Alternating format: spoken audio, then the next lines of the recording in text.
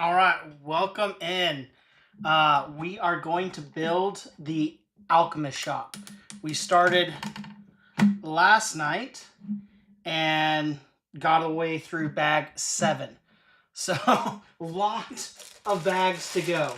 Starting on bag 8 tonight, going through, ideally, bag 26. So, a long way to go. So, let's get crack-a-lacking on this thing and get building. This is an awesome set so far. Minifigures are fantastic. The little cart is ingenious. I did have to rebuild it because the little dude got a hold of it and he thought it was the coolest thing and broke a few pieces off. But yeah, thus is life with 3 little kids. So as you roll in, let me know what you're building.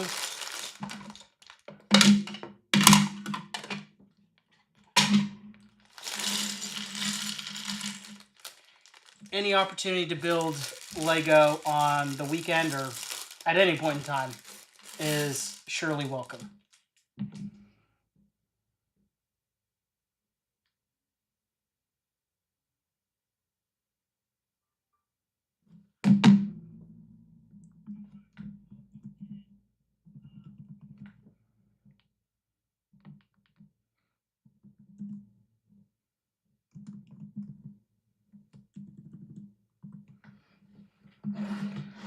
All right.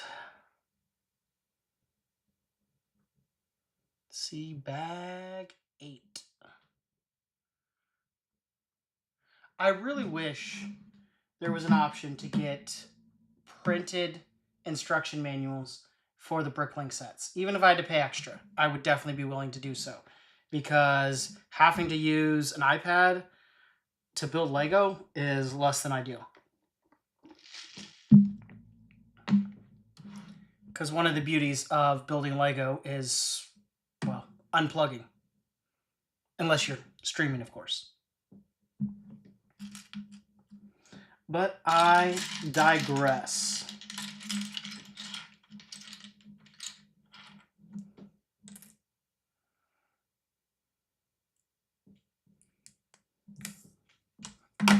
Stickers, not good.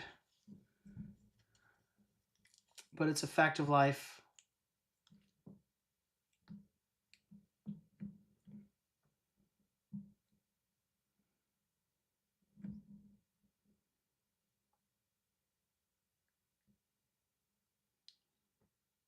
Oh, so much pressure with Lego stickers. Because if you get it wrong, it's like it'll haunt you for as long as you have the set. And in my case, that would be for my entire life.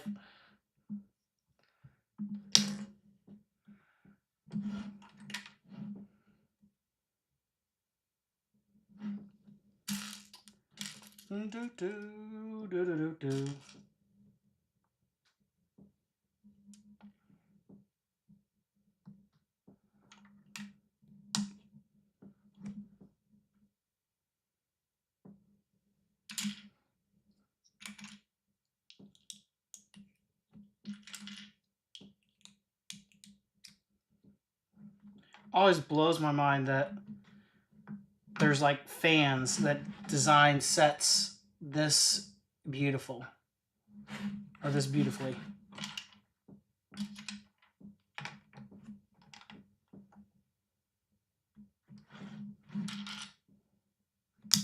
I would love to be able to design a set like this. I guess if I had more hours in the day, I'd be able to do that. But with my current job and then doing this and then 3 little kids, it does not allow or leave much time to design Lego sets.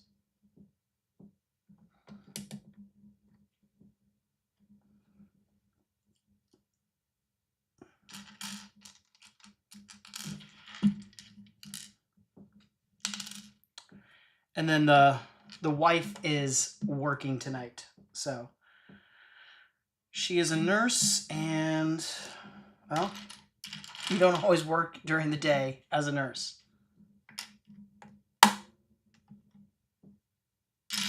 So hopefully none of the kids wake up, because that would not be good.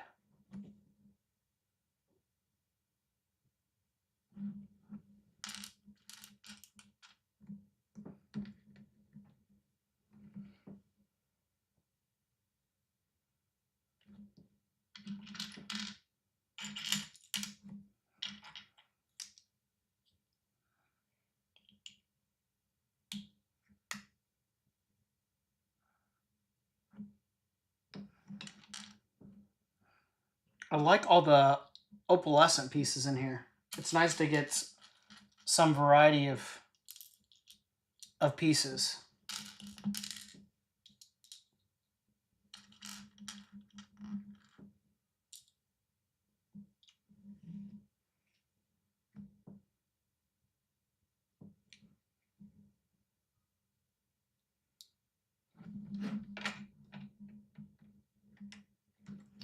It's kind of interesting the way they want the treasure chest to be angled, I guess, so it's easier to open from that side, but because I guess you wouldn't be sticking your finger in there to open it up.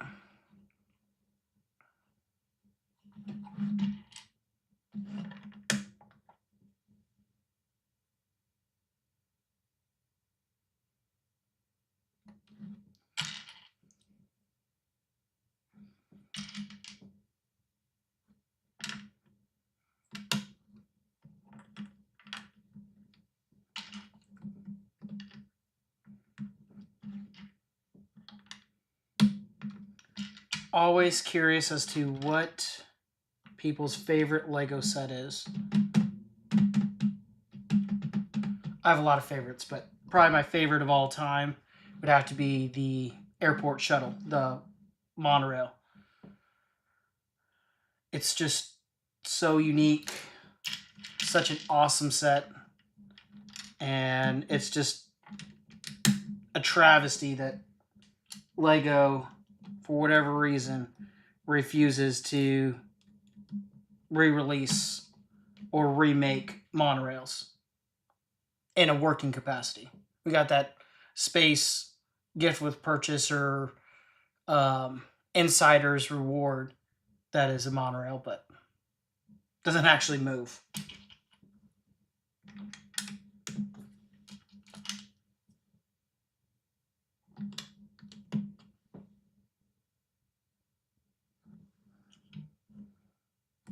I mean, I love those opalescent pieces.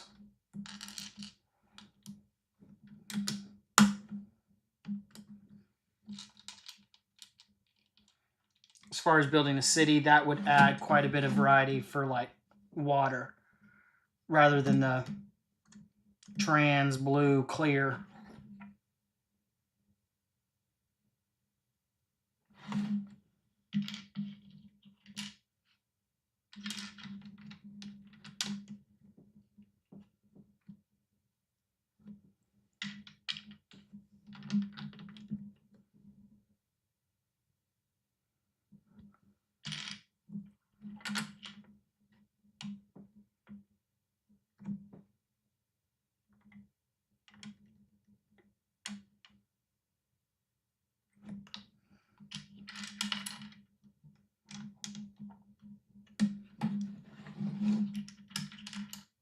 Got like a little fountain over here.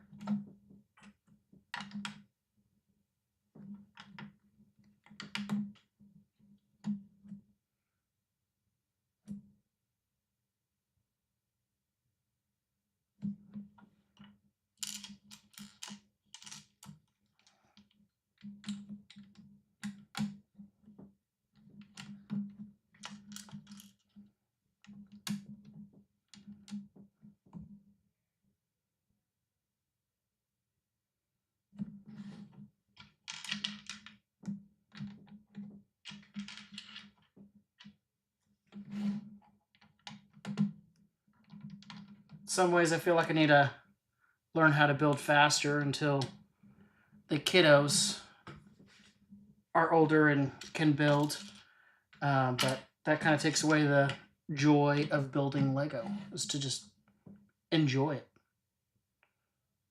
So, not necessarily something that I'd want to speed run through, but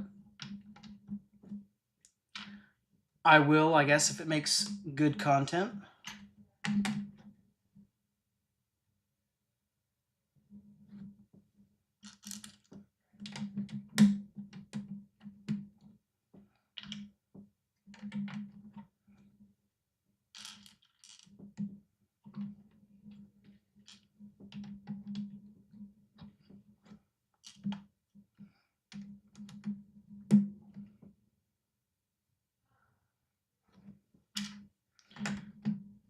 It just amazes me, like, how many pages. I mean, there's 453 pages on this instruction manual. That was like unheard of when I was a kid. I mean, there was so few pages to the instruction manuals, and there'd be like, I don't know, 10 to 30 plus pieces like per page. And you just got used to just studying it very carefully to make sure you got every piece per page. Now it's like Lego holds your hand with like each and every piece that you install or to put on the set.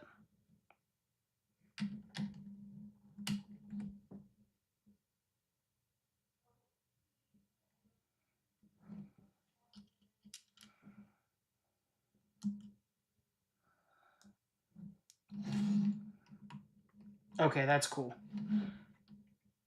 This fountain reminds me of Joe T. Garcia's. Which, by the way, if you come to Dallas-Fort Worth and you like Tex-Mex, it's a great place. Joe T. Garcia's.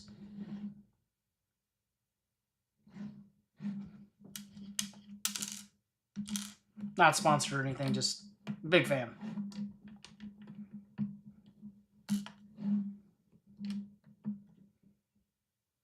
Even had our rehearsal dinner at Joe T's.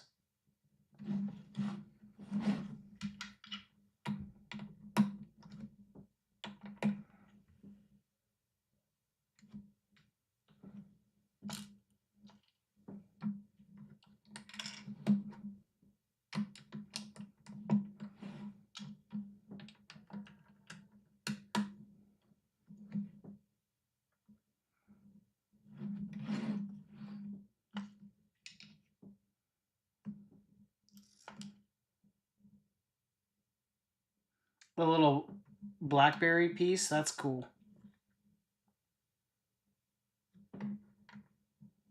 And then you get an extra, even better. Even better.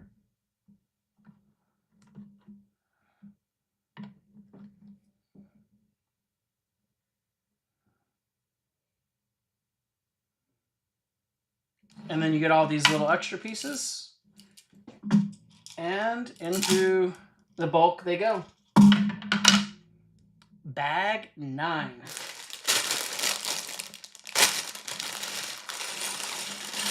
And just, I don't know, 17 to go. Something like that.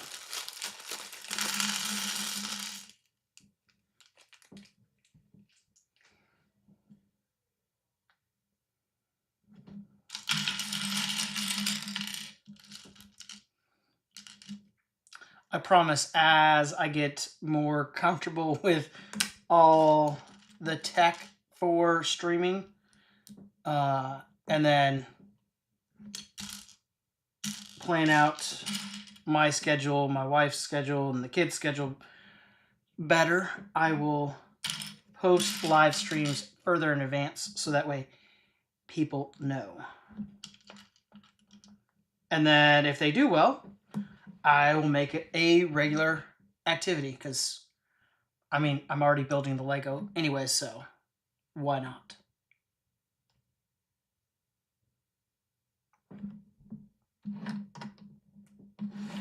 That is so cool.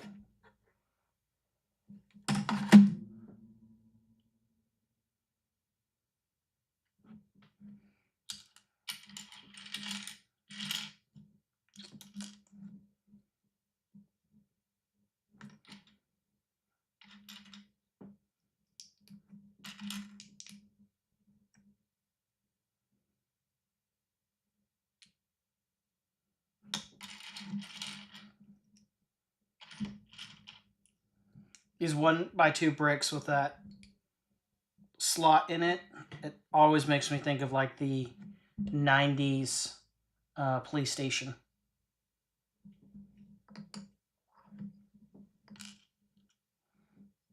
I remember when like those garages, those roll-up garages came out. That was like the coolest thing ever.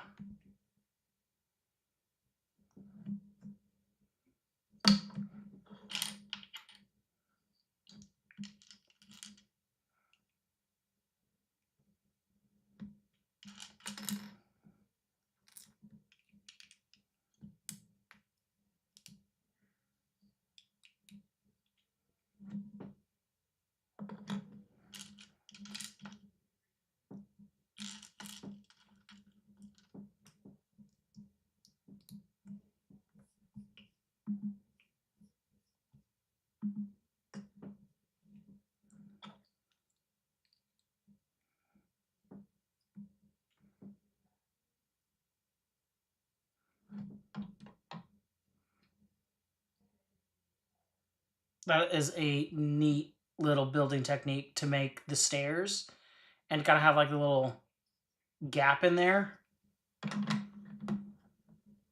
That's neat. Gives it a little bit of extra dimension.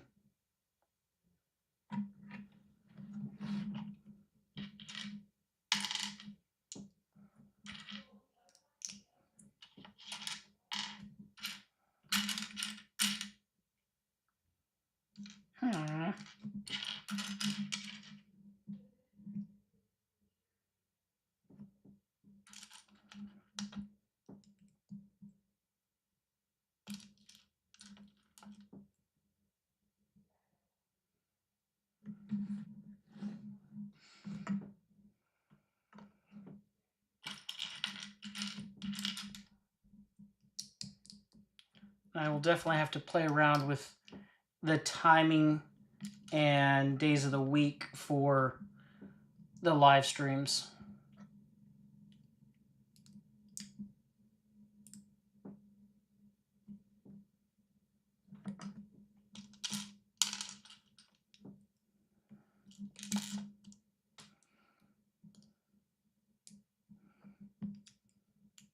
But as I was saying yesterday, it's like I could build a set a day for well over a year without even having to buy a new set. My backlog is currently a bit of a problem.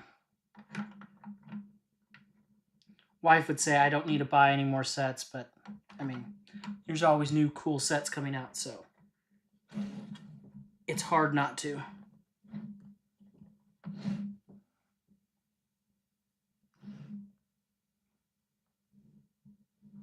Plus, my son loves all the new shiny sets, whether it be Duplo, 4+, or full-fledged Lego. I'm sure if I go back and try to whip out some of my backlog from, I don't know, like early 2000s or the 2010s, he'll be like, what is this?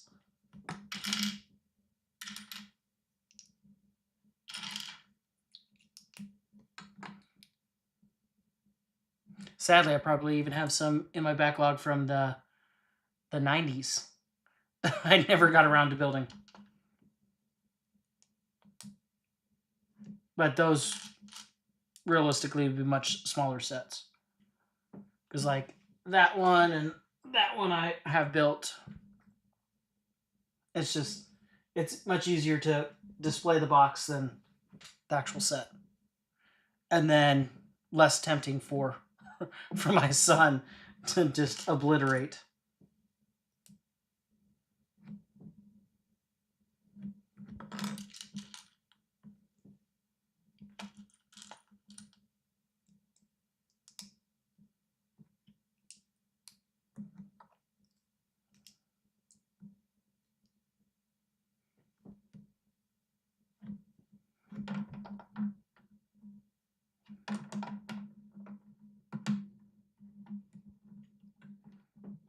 Wow, that is truly part intensive, those steps. But I love like the dimension from using those 1x2 bricks.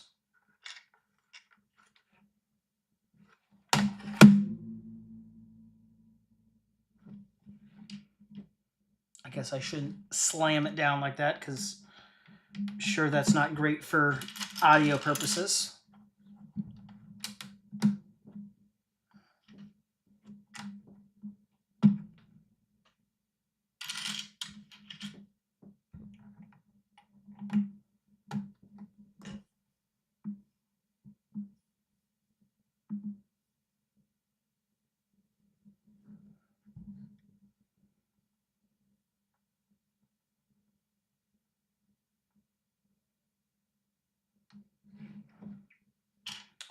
At some point in time, I'll be done with these stairs.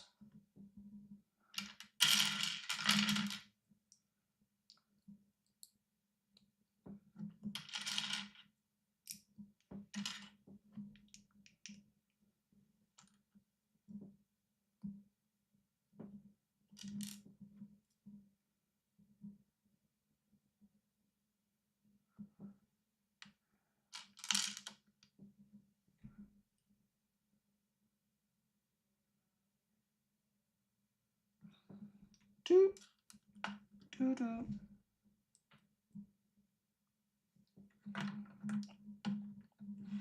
Those stairs are just simply amazing.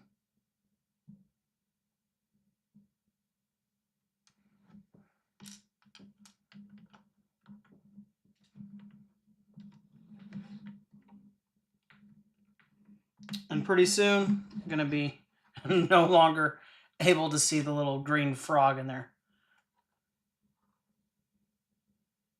And then it makes you wonder, like, how you are supposed to get that treasure chest out of there. Or the book.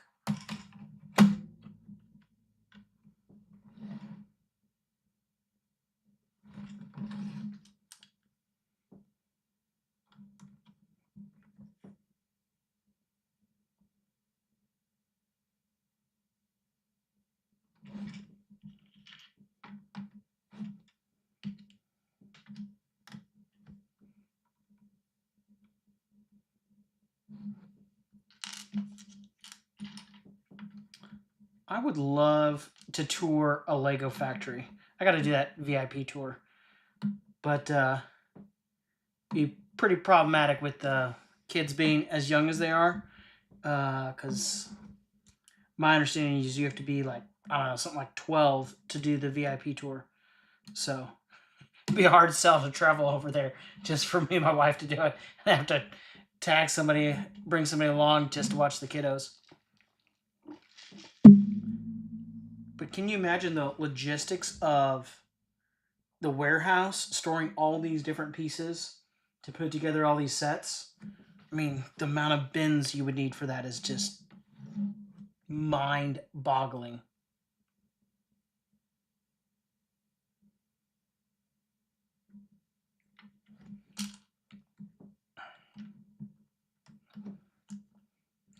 Sure, that's why they have like a limit on the different amount of like unique pieces that they have in production at any given time. Because I mean, not only do you have like the variation of like the piece, but then the color. So those warehouses have to be massive. I mean, I already know the distribution side is massive.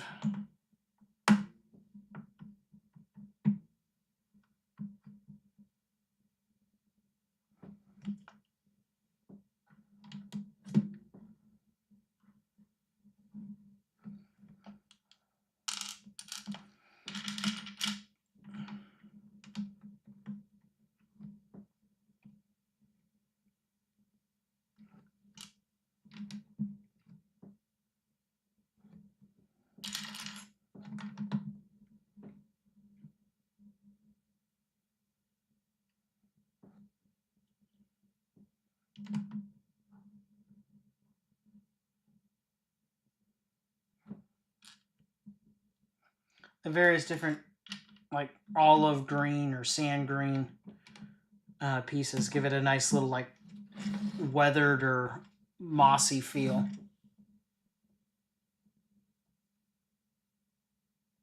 Or vibe, I guess I should say.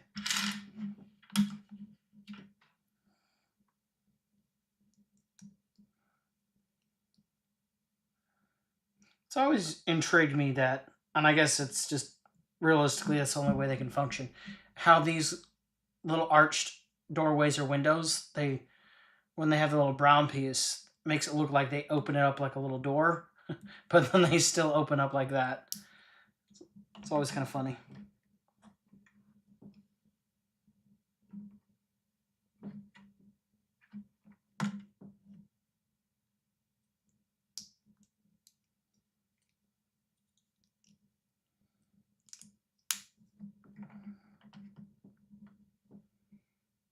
I mean, yeah, that one page has essentially this one piece on it.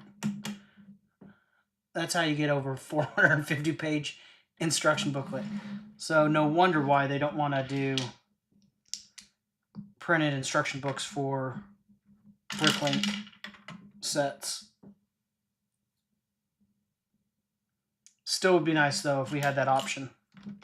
I would gladly pay extra just to get it. Like if you could do like a DLC, like an add-on, be like, yes, please print and send me a instruction manual for my bricklaying sets.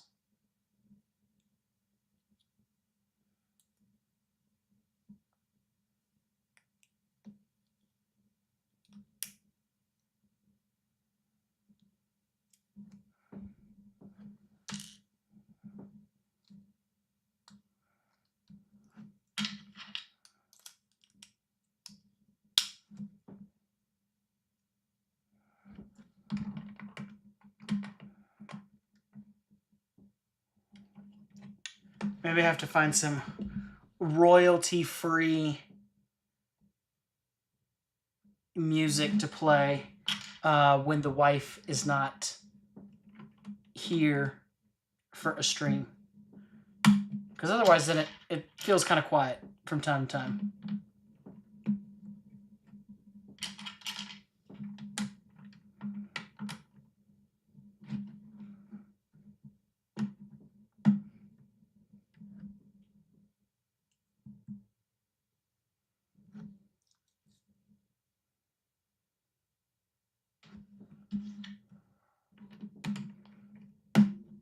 I think it is finally wrapping up on that first floor or basement, whatever you want to call it.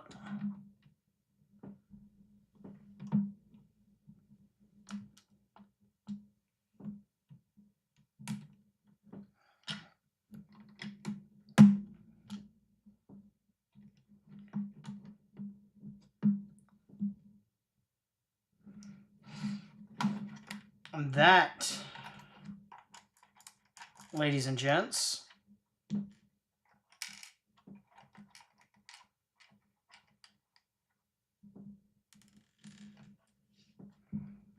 is bag 9. Love the little fountain. And I mean, those stairs, the extra dimension in there is just incredible. You truly have to have a beautiful mind to design a set like that.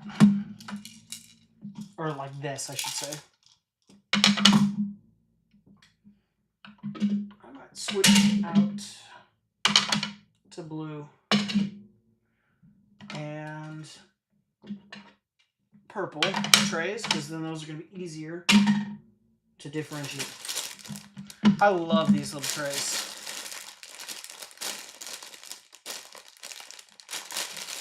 Hello, hello. Are you building some Lego tonight or today?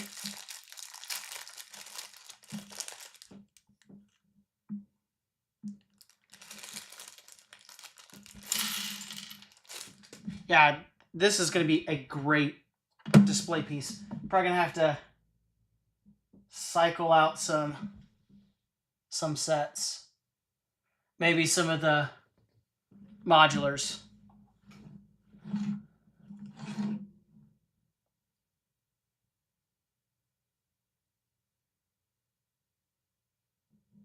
Oh, yes. You have to come see it. The setup. I still need to tidy up some of the space, and then do kind of a video walking through the space, showing it off.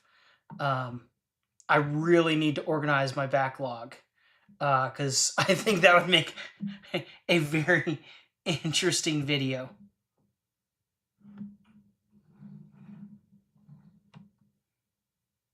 The piece by piece set is awesome. Are you referring to the shorts that I did with the little guy for the Batman logo?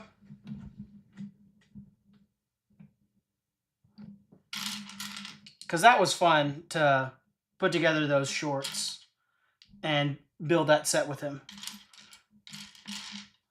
Although he may have bitten off more than he intended to, by doing a 12+ set at 4 years old, because that took us much longer than anticipated.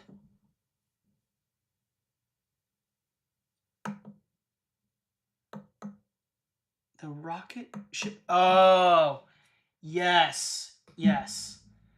I really enjoyed that movie. And I thought that set was awesome. It is still a shame that we have a Snoop Dogg head, but no Snoop Dogg. I need Lego to make me a Snoop Dogg set. We got additions. Just saying. With some of the musical sets that are coming out, I'm sure people are going to be wanting Taylor Swift sets. But I want a Snoop Dogg set. Yes. Getting the subscribers up would be awesome. But, I mean, not necessarily doing this for the revenue from it. Yes, I'd like to teach the little dudes, or the little dude and his sister, about managing a business, and that there are other things to do than what his mom and dad do for work, most certainly. And yeah, it's fun to play with Lego, and might as well try to make a little bit of money off of it, so at least is self-sustaining, because Lego is not cheap as a hobby, especially when you have well over, I don't know, say 1,000 sets. You can do the math on that, of how much money I've invested over a lifetime in Lego.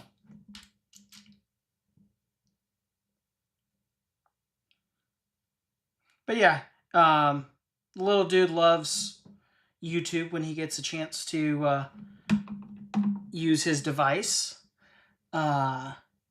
So he loves making videos, and if he had his druthers, he'd probably make a video every day.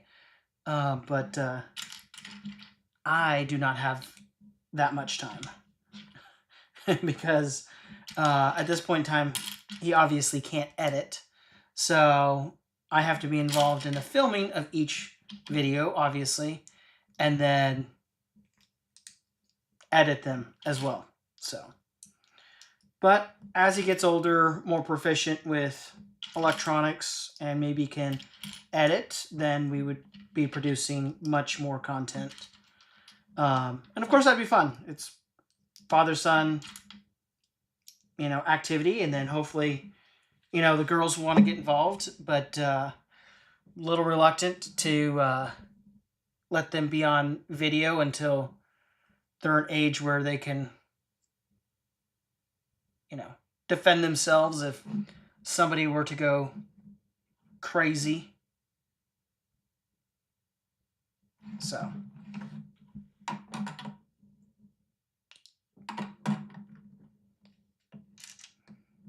But they can certainly be involved in various aspects of the channel.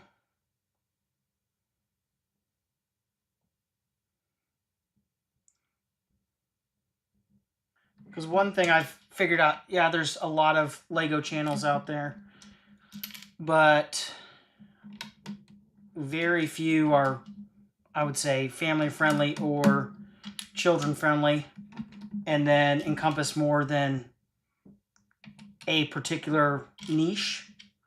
I guess there's a handful that do like all the Lego themes, but a lot of them are like either primarily Ninjago or Star Wars, like M&R Productions back there. Which, by the way, those are fantastic little printed tiles that he did.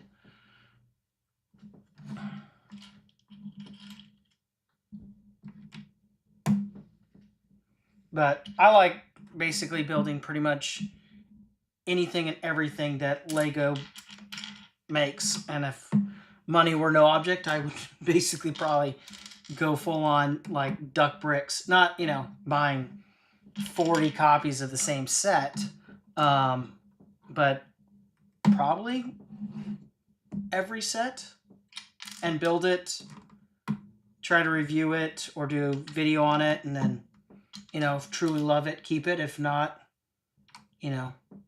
find it a new home, donate it, something. But love all kinds of Lego.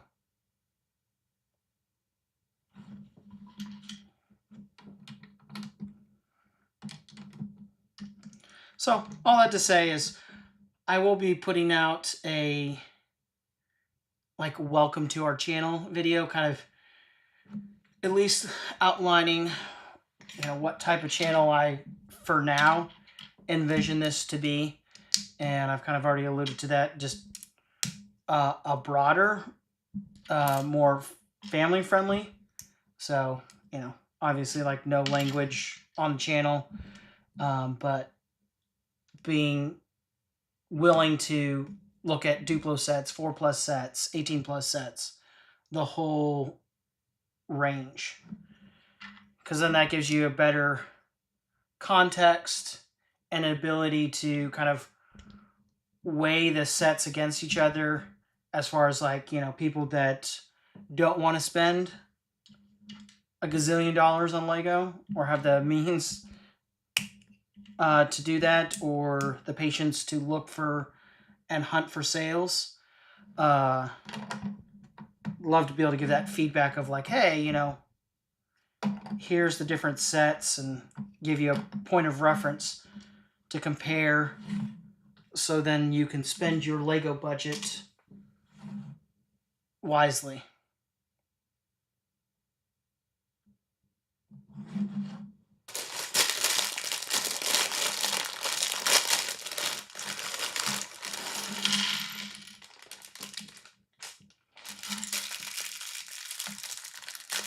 Oh, we are on bag 11.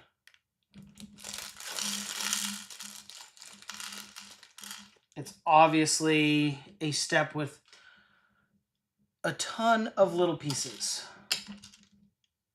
So this will either go rather quickly, or I will get bogged down if I get distracted and skip a step. And my lovely wife is not here to, I guess, keep me on track or keep me focused. So we'll see how it goes. Or maybe she's the one that gets me distracted.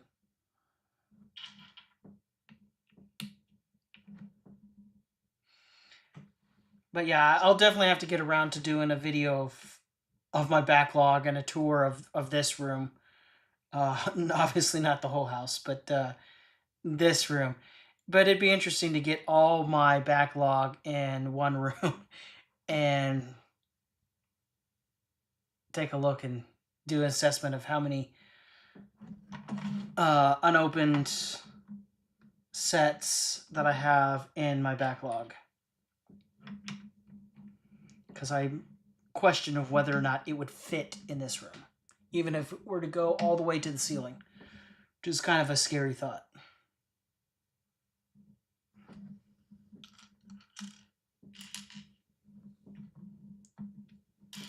But then, God forbid anything ever happened, it'd be great for insurance purposes.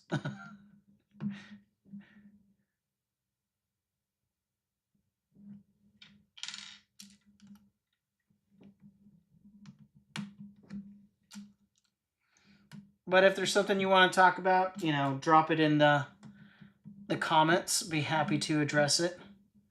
Otherwise, I'll just be talking random things about Lego.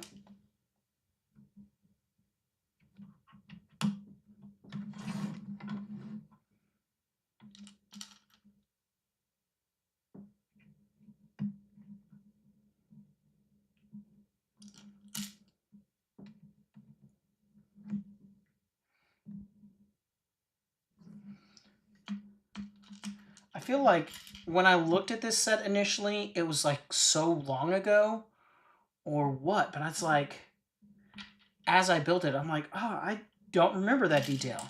That is a pretty cool detail.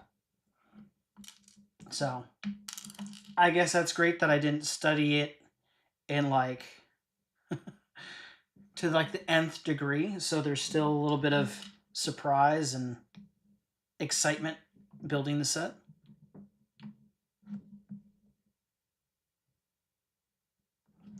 If nothing else, like the building techniques on this are pretty cool.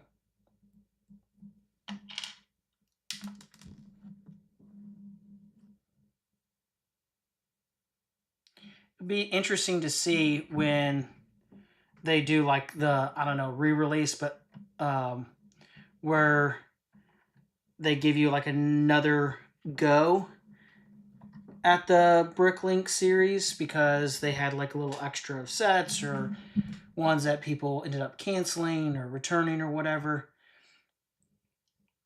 It'll be interesting to see how this compares to the sushi restaurant.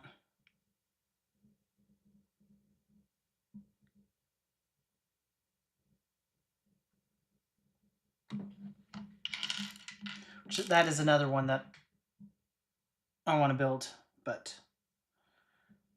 I think once my wife gets a look at that, she will want to build the sushi restaurant. Because that, she's the one that really kind of got into the modulars. Like that was like one of like the first sets, the diner that she built. And I was like, cool. I've won her over to Lego.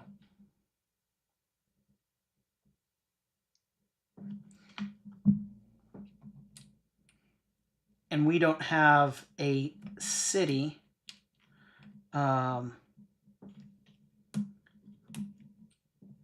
So, interestingly enough, I have the vast majority of the modulars in my backlog. Sealed, brand new in box. So, not sure if that would make sense to make a video on building those, but I mean, maybe people want to see those being built.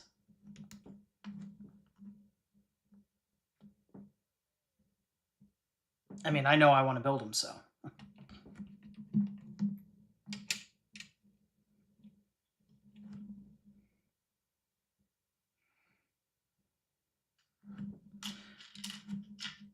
But I always kind of think about it as like, if my kids develop a love for Lego as much as I've enjoyed Lego, and I had the means and ability, I would love to do something like what Brixie did.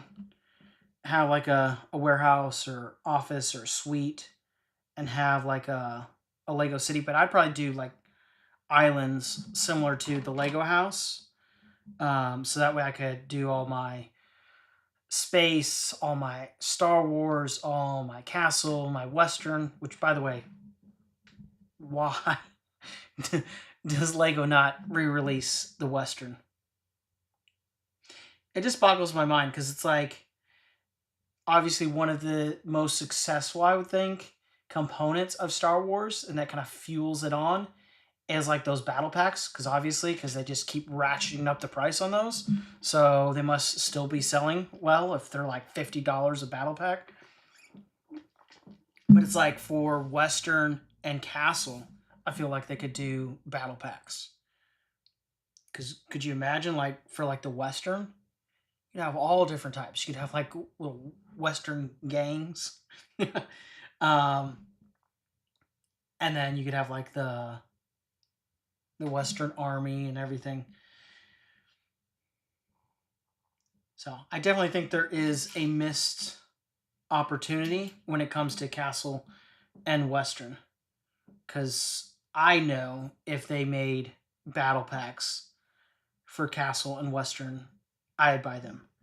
And yes, I know you can technically get a lot of the Castle stuff if you're like haunting the bricks and pieces or pick a brick online. You can get a lot of the different Castle factions, but you got to be like Johnny on the spot. But it would still be just, I think, easier and more approachable to the, I don't know, average Lego fan, average Lego connoisseur if they did battle packs. So you didn't have to just check at the wee hours of the morning to see, you know, if they've dropped anything new on the bricks and pieces, and then go through the hassle of picking out each element to make your Lego army of Castle or Western or whatever the case may be. So I'm just surprised that they don't do battle packs for other themes.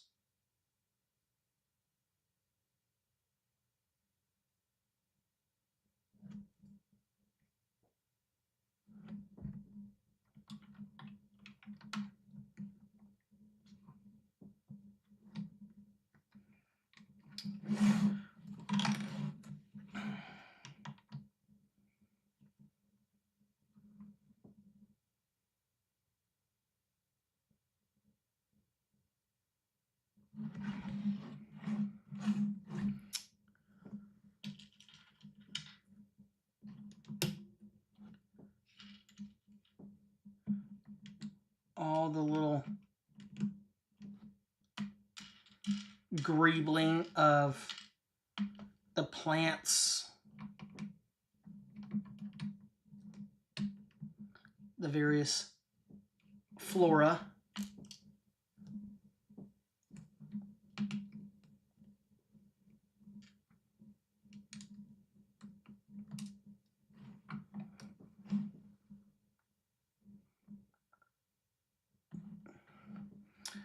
Oh, these are supposed to be mushrooms. Okay. I love that color. The dark azure or whatever it is.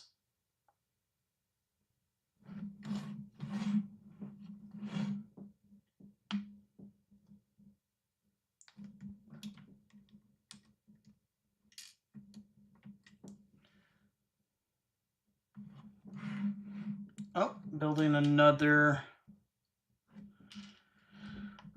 floral like arrangement on the back, or on the, I guess this would be the chimney.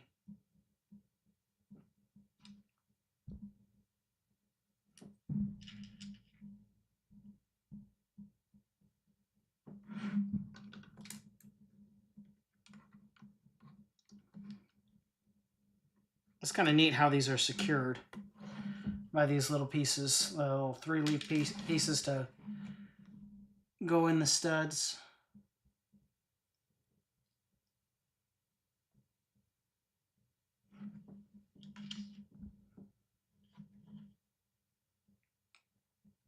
But yeah, getting back to the, if I could do a Lego city, it'd be cool to have like the different islands. So then you could have the various different themes and not like try to force it to kind of go together with like this actual like city with like modulars, but then you could have like an island for like a Star Wars mock, an island for all the castle.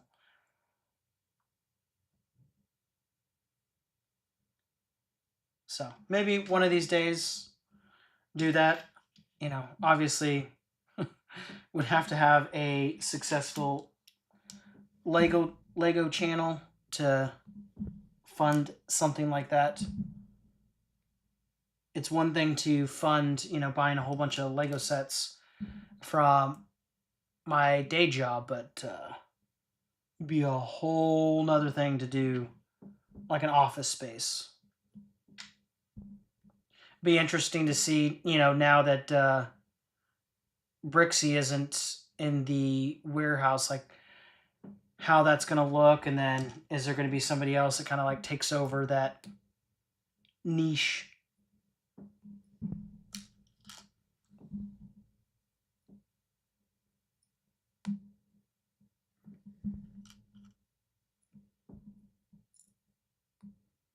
Because I always enjoy like, you know, watching like what they're creating and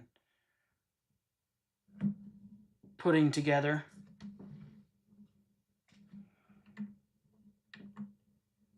Because I think if you've been in Lego any length of time, everyone like daydreams about having like a dedicated Lego space, or, you know, at least like an office or room like this. And then once you've got that, then you're like, well, what would it be like to have like a, you know, big suite or a warehouse where you can just, your imagination is all that limits you. But places like that are not cheap. Whoa, that is not secured very well.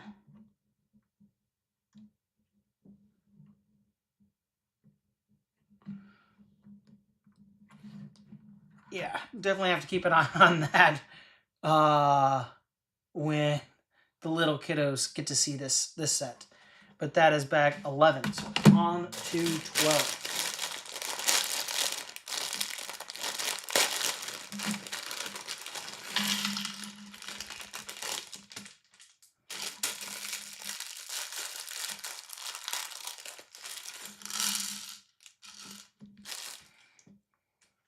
I'm curious, has anyone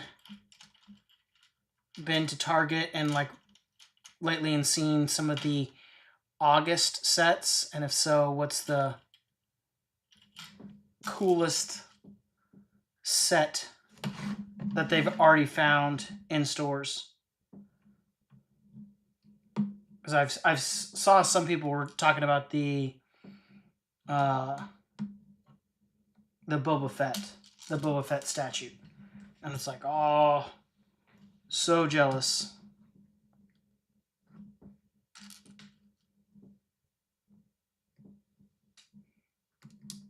But I'm probably like one of maybe like a dozen people that is excited for the Pokemon Smart Play sets to come out, to give them a go. Since, I mean, if they steal the sounds from like the original Game Boy games, I mean, that's like 8-bit sound. And that's kind of what the Smart Brix can do, if it's any better than the Star Wars. Because, I mean, my son loved the Smart Play sets, especially the lightsaber duel. He loved that set, but I think the problem with that is, one, they marketed towards adults. Big mistake. It still boggles my mind because it feels like Lego is still marketing the Pokemon Smart Play to adults.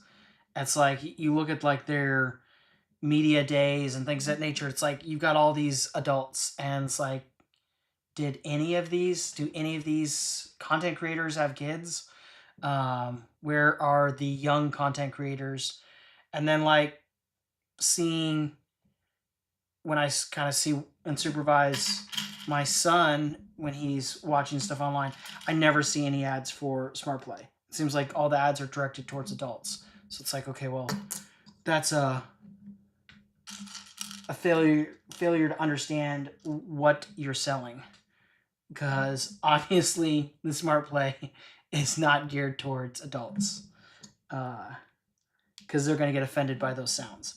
So it's interesting because it's like for the Star Wars, you had really high cost per piece. Plus, then you had poor sound. The sound did not match what people would have anticipated, or like what you get from like the sound bricks from the retro radio or the sorting hat. And then the actual display quality, I know they're not sold or marketed as display pieces, but it's like, as far as like looking at the Smart Play sets and comparing it to even other play sets, there's obviously some compromises that had to be made to do the Smart Play. So it's like, I think you can't have the really high prices plus the compromised design and the bad sound quality. So it's like you really have to adjust one of those. So either bring down the price, revamp the Smart Brick so it can have actual sounds that people recognize, like the sound brick, or find a way to make them look better. So it's like one of those has to give, I think, for Smart Play to do well. And I thought about making a video on that, but with as much as people dislike Smart Play, I was like, oh, I don't think that would be a good video. I think people would get really upset. But just explaining that, I think for Lego Smart Play to survive, they're going to have to rectify one of those three components. Either the price, the sound quality, or the looks, or the look of the sets. Because I think if they do that, then Smart Play will be viable. Because I enjoy them. It brings me back to being a kid when you had like the sound and lights, and then you had like the monorail. So there were things, but then unfortunately it must have just been too expensive or whatever the case may be. Didn't do well. Wasn't a good return on investment, and then they stopped doing it.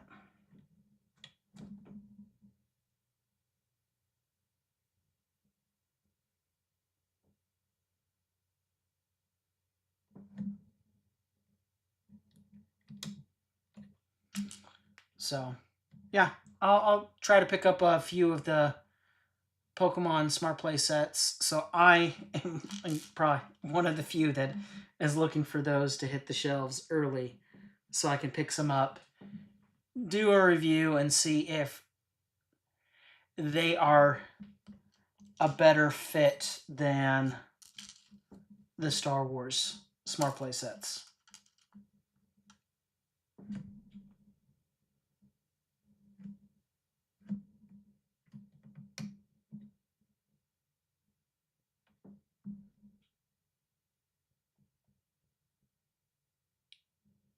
But yeah, I'll give... Ooh, a little snail. That is cool. I don't know if I've ever had a Lego set with a snail in it.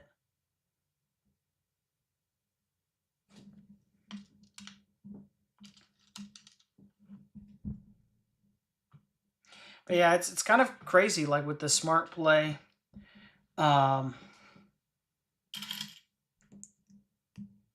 It seems to be the case that they're Lego's trying to quietly kill the sound brick. So people, I don't know if they forget maybe to have them forget that Lego can produce sets where they've got phenomenal sound. Like that sorting hat. Literally every time my son is in here, he wants to play with that sorting hat. I think he would want to with the retro radio, but if you've played with the retro radio, you'll know. If you haven't, let me explain.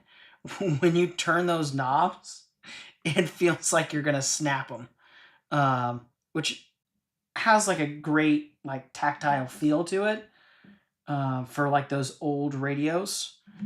Because I had one as a kid that's like super old school, where you actually had to turn the knobs and then you saw the little red thing go back and forth. So I think he's reluctant to like really crank it down to switch it. Otherwise, I think he would love playing with the retro radio as much as he does the sorting hat. I should probably do a video of him playing with the sorting hat because it's cute.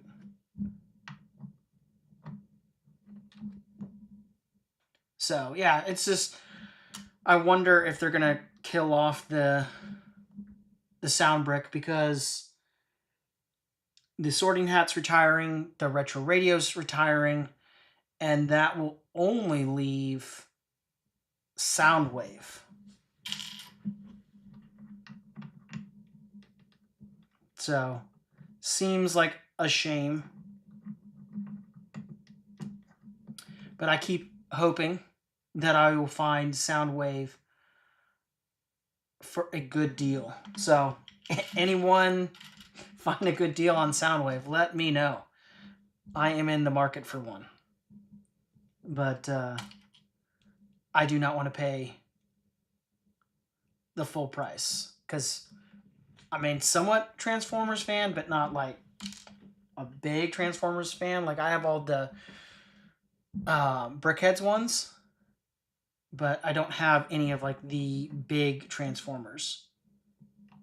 Because we have a decent sized house, but wife does not want Lego in literally every room.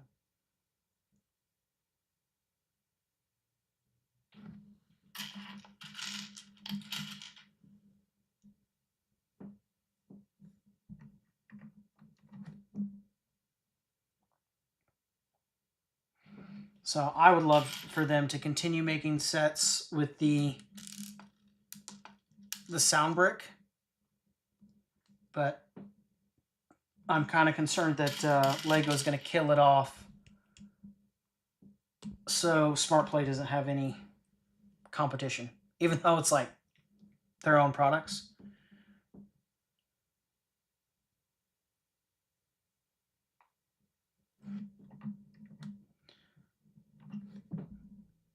Because my thought was always like, could they take the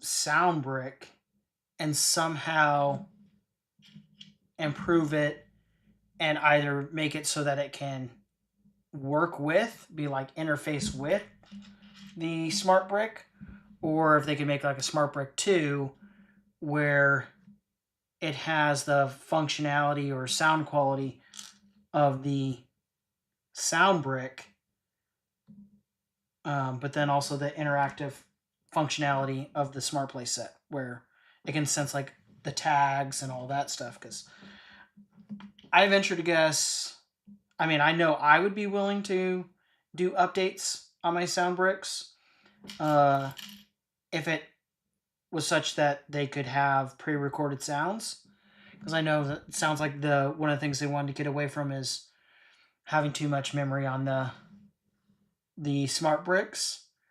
So it wasn't like a series of pre-recorded sounds, because they wanted to work with a variety of sets, but I'd be willing to update them so that way you could have high quality sound on them.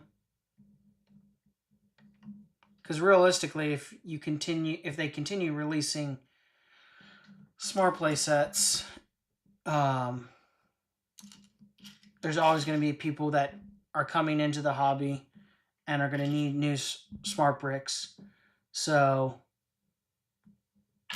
if it does well at some point in time, miraculously, people are going to still be buying smart bricks, and then you're going to wind up with a whole collection of them. And then you could have some that are you designate for Star Wars, some that you designate for City. But I think that'd be a great compromise, so that way you could actually have great sounds. Because could you imagine how nuts it would have been, like if they actually had audio clips from the movies in those smart bricks? I think that would have been a lot more palatable if it was high quality sound.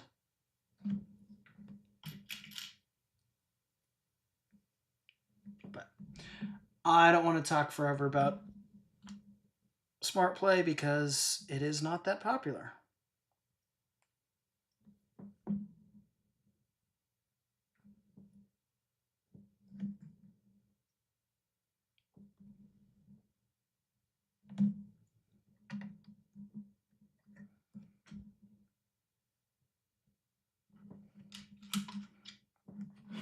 This tree is beautiful. I will have to check the bricks and pieces to see if this color is available. Because in my bulk, I have a lot of these pieces, and I know for a fact I do not have this color in there.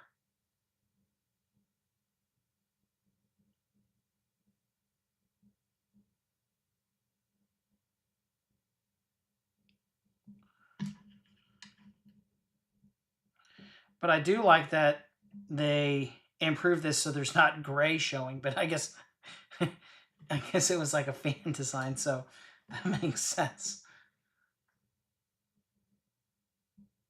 Because we still have that, I forget the name of the tree, but that tree that looks amazing until you see all the gray connection points behind it.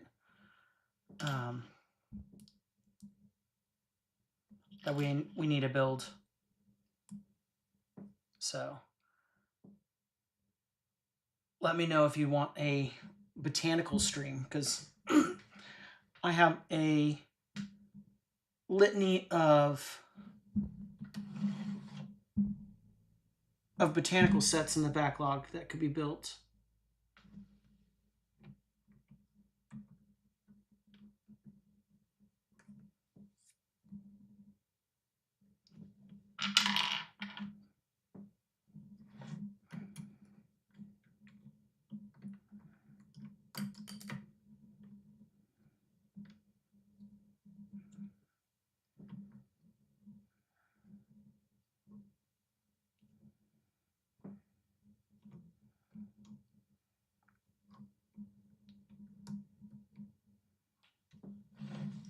Okay, that is really cool.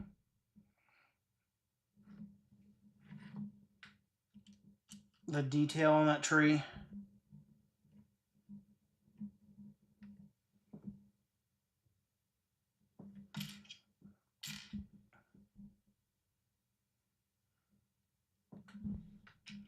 It is taking much longer to build this set than I anticipated.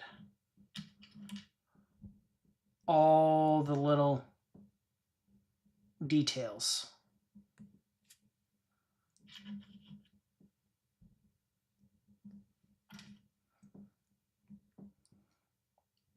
And then I've got a World Cup party to go to tomorrow, so I will have to get some sleep, but I do want to finish this. It's quite the quandary.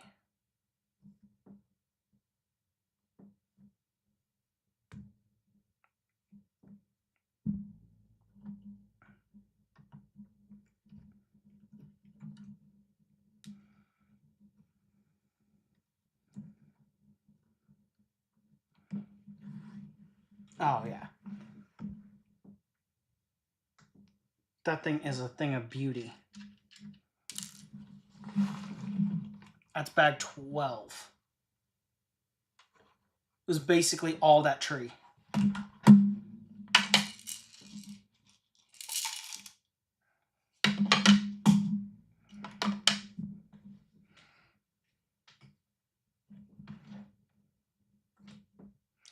One of the sets that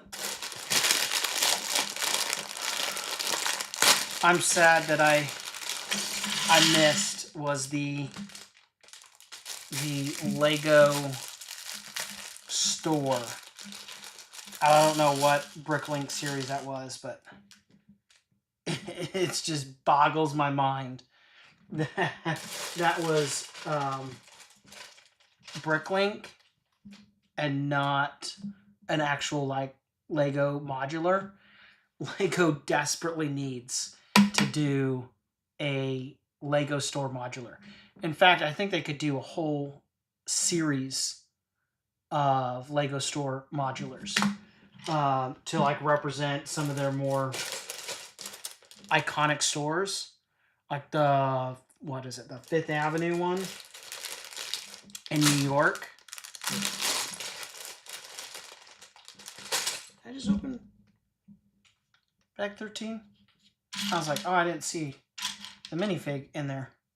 But I feel like they could almost do a series of modulars where, like, you know, maybe one a year or one every other year, where it was like a representation, maybe not one for one, but inspired by their various iconic Lego stores.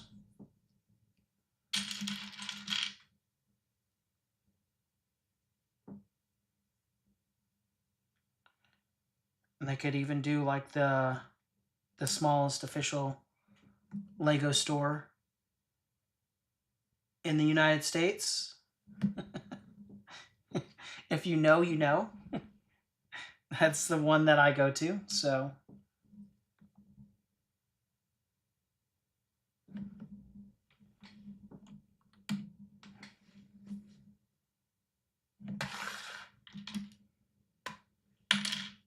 Which, by the way, the people there are amazing. I know too many of them by name, like Nolan, Jorge. I could go on. Which, by the way, if you visit Lego stores, official Lego stores, be kind and do those surveys. It does help them out. Not sure exactly how it helps them out, but it does, in some form or fashion, help them out. So I always think it's a great policy to be kind to others, expecting nothing in return. But if nothing else, maybe you'll just be greeted with a warm smile each time you go into the store. Other times, they may give you cool inside information, like when upcoming events are going to occur and make and takes and things of that nature. So I wouldn't expect that in return, but when they essentially become your friend, then, you know, friends share information that they're able to share.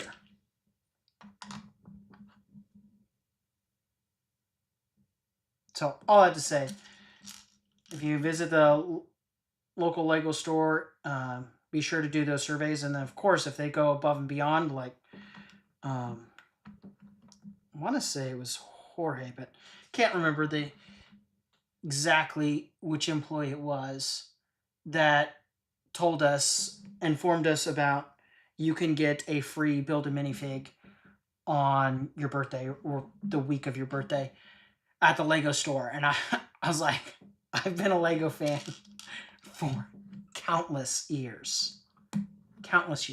And I cannot count the number of times that I've been in the Lego store.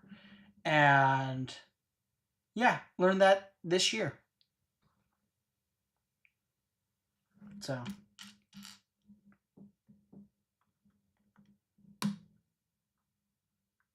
And maybe it's because it's like a somewhat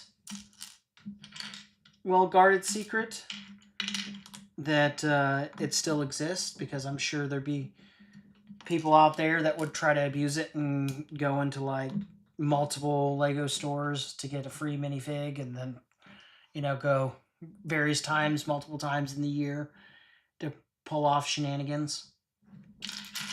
But as far as for my son, it was like the coolest thing. It made his day.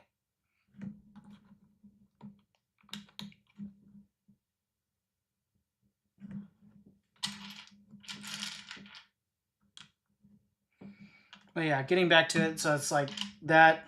If I can ever find at a convention that Lego store, that Bricklink Lego store at a reasonable price, I will have to jump on that. I will have to sell some of my duplicate, triplicate sets, or whatever it takes to get that set. And I know Lego does re-release sets, like the, what was it, the Barracuda that they re-released. So maybe one day they will re-release that set.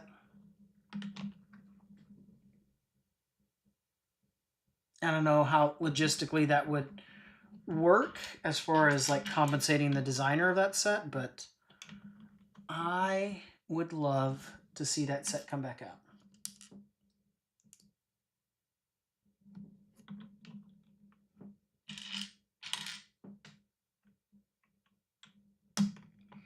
Because if it did, it would definitely go like right here next to the Lego trucks.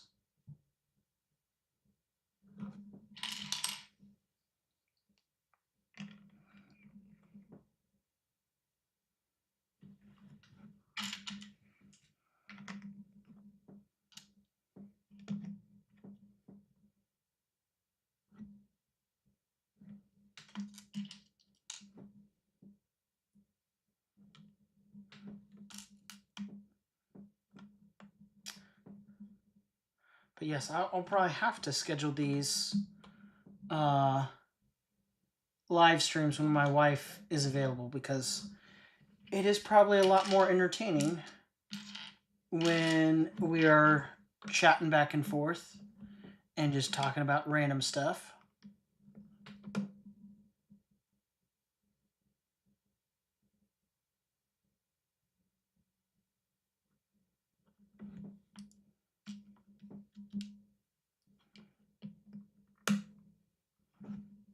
And I guess as I get accustomed to doing more live streams, then I will be better suited at talking while building, and then have more people to talk to and with about various subjects.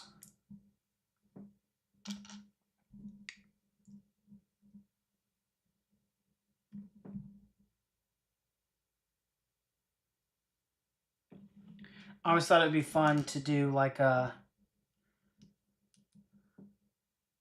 Q&A, like some of those other channels do as the channel grows, because, you know, I've been around the block with Lego for much longer than most, so I kind of have a wealth of knowledge. Wouldn't consider myself a Lego expert, but those Q&As would be, I think, fun to do. But it'd be kind of fun if my wife was involved in that, or the little dude, especially like if it was on subjects where he had input, because like it would be interesting to do. Maybe I'll have to do something with the little dude, where do something on Smart Play and get it from his perspective. but getting him to kind of focus to do reviews with him is kind of hard on the Smart Play because he just wants to play with it. And if it was a kids only channel, yeah, I'm sure that would probably do well, like that Ryan kid, but not Ryan from M&R Productions, but that one Ryan kid that all he did was produce videos and play with toys. But yeah, he could do that content with the Smart Play, but as far as articulating what he likes about him, that'd be a whole nother story.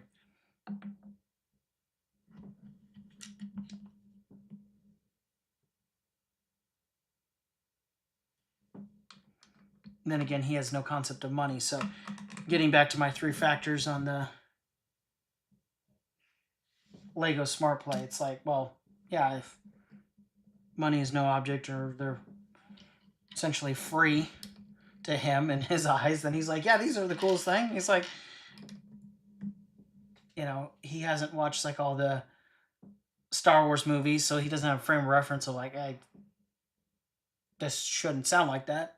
So like for him, it's like, oh, it makes sounds, that's cool. And has no frame of reference of like, hey, this is very expensive sets in comparison to others. So yeah, he thinks they're the coolest things ever. But anyways, I digress into Smart Play again. But yeah, all that to say, maybe I can be convinced to do a Q&A because it's fun to do unscripted content about Lego. And that's honestly why I haven't done as many reviews. Because, quite frankly, it's more enjoyable, I think, fun to do content with my son involving Lego.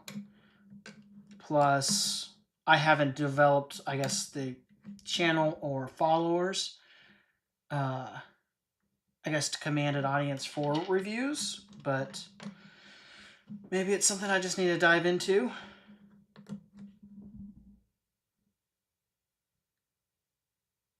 Because one of the things that I've realized with a lot of reviews is some of them are very verbose. And I'm like, okay, well, how many different ways can you say the same thing?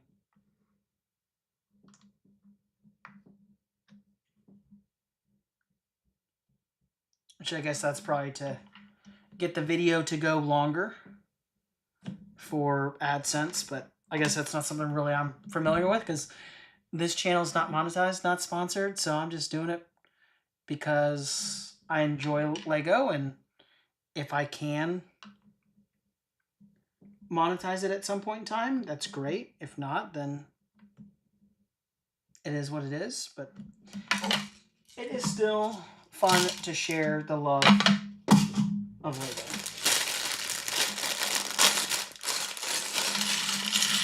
And I want my son to have, and my daughters, if, you know, they ever get on camera, to have that confidence building from doing videos like this.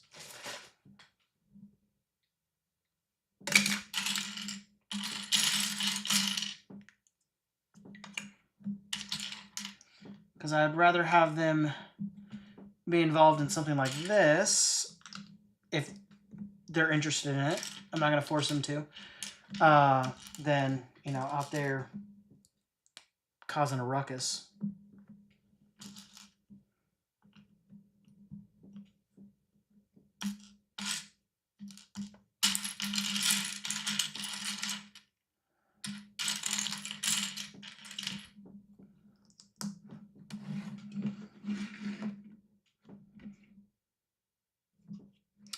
It's a cool little fireplace.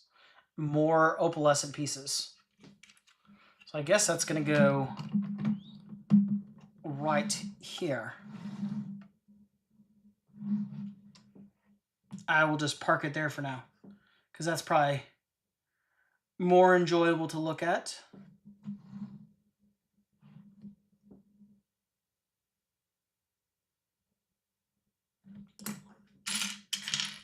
But yeah, so getting back Q&A, something I'm looking into, something I'm thinking about.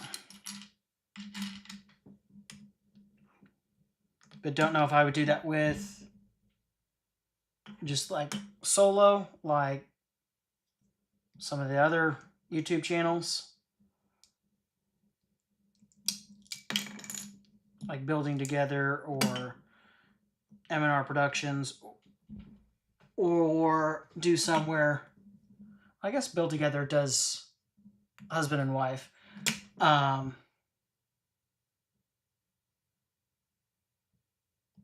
So I don't know if it'd be something I should do with my son or my wife or both. Realistically, I think for my son, only like if it's something that he could add value to, like talking about smart play.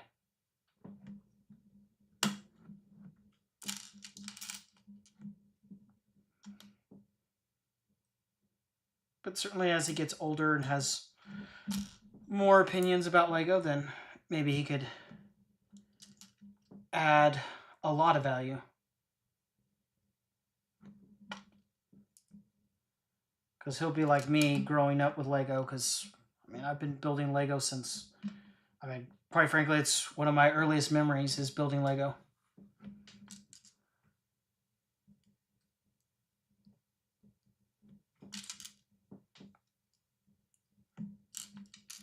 And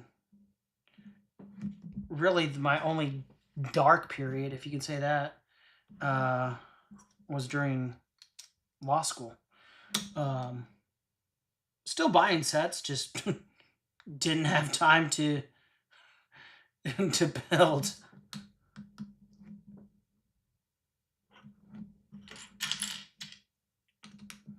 And sadly enough,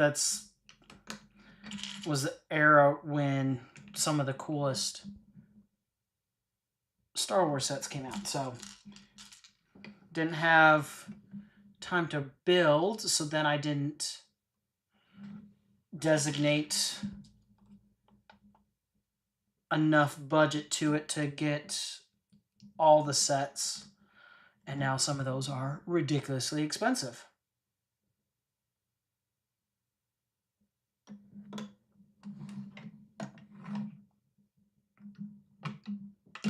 Which is unfortunate.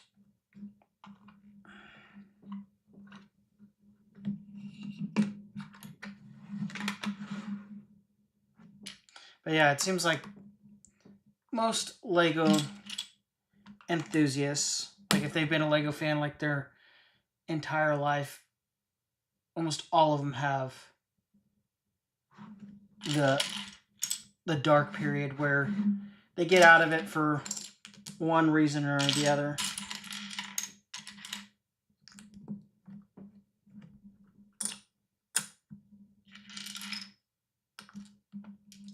And I've essentially been building nonstop since I was 3.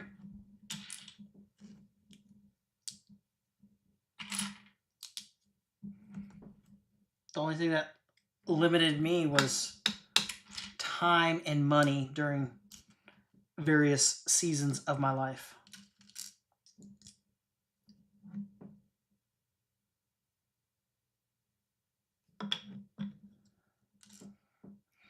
Fun fact, random share. My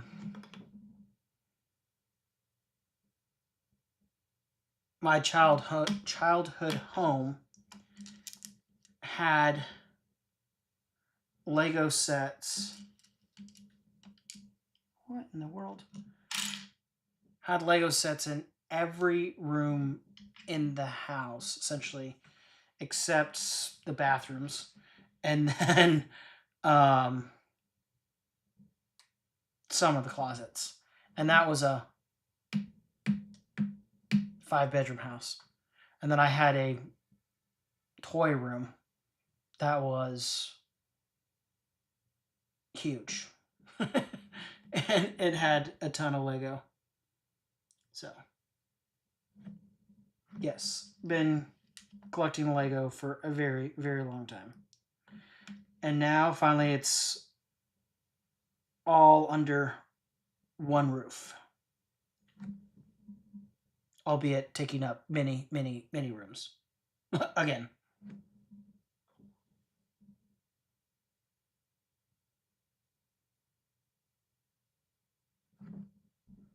That's so strange.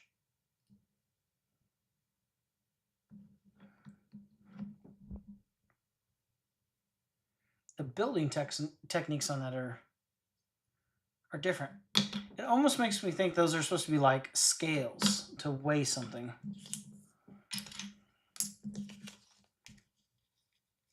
I definitely need to look that up before doing any type of review on this.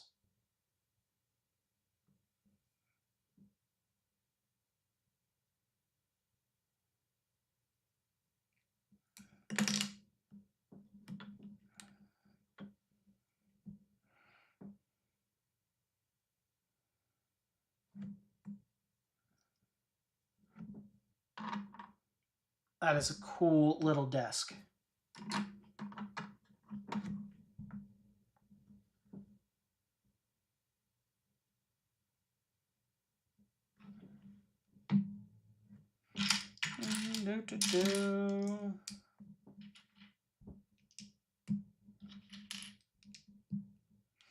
You know you're old or serious Lego fan if you are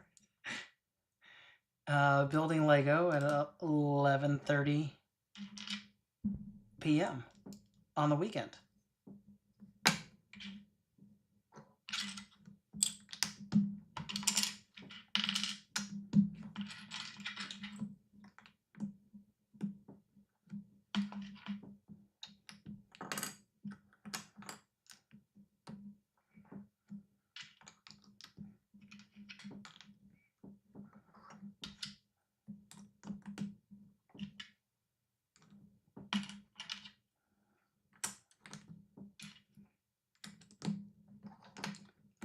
Sometimes it's bad when you have to make the same thing multiple times, but then otherwise, in the same vein, it's easy because you can just kind of like switch off and just build them real quick without even looking at the instructions.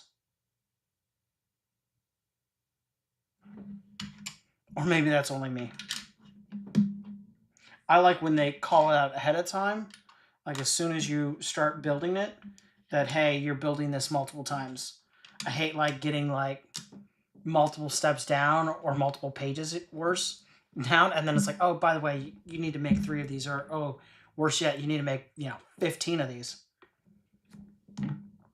You're like, you couldn't told me at the beginning, so then I would have just been making them all together.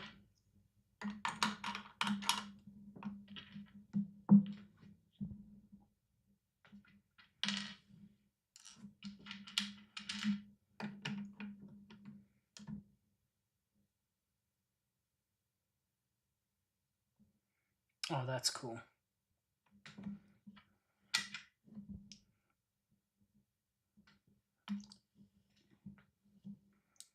It's like a drawer, simulating a drawer that's pulled out. That is cool.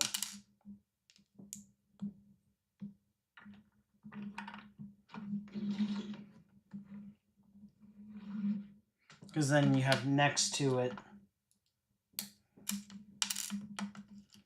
ones that are closed.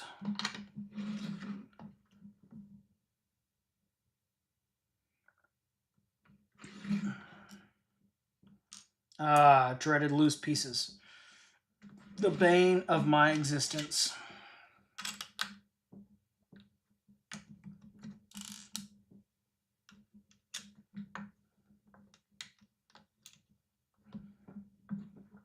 Yeah, and that one can come all the way out. Not cool.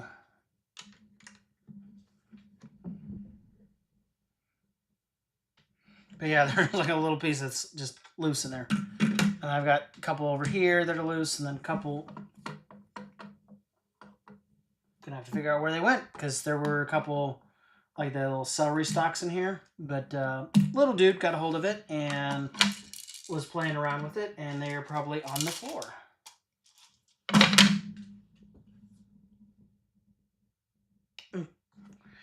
They're right in front of the streaming desk, so good to know.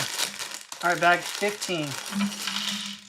If anyone knows, why do some of them randomly not have the two-toned numbers? You would think this is because it's like halfway through, but it's not really halfway through. So there's 26 bags, it's 15, it's approximately... It always seems to be like 15 and 5 that they do that.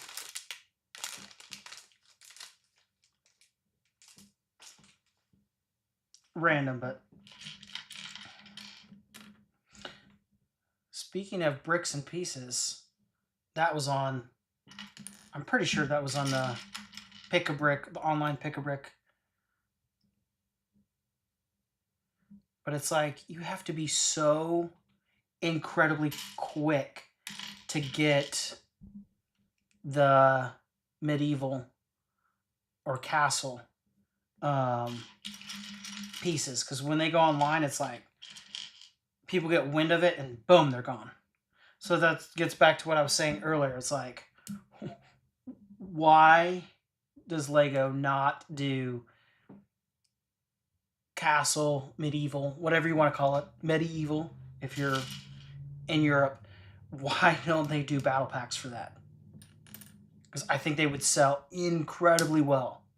Well, as long as they don't do like the Star Wars tax and make them like $45 battle packs for like just a few figures. But if they do like an actual battle pack and price them similar to like what they would do on the online bricks and pieces, I think they would literally fly off the shelf.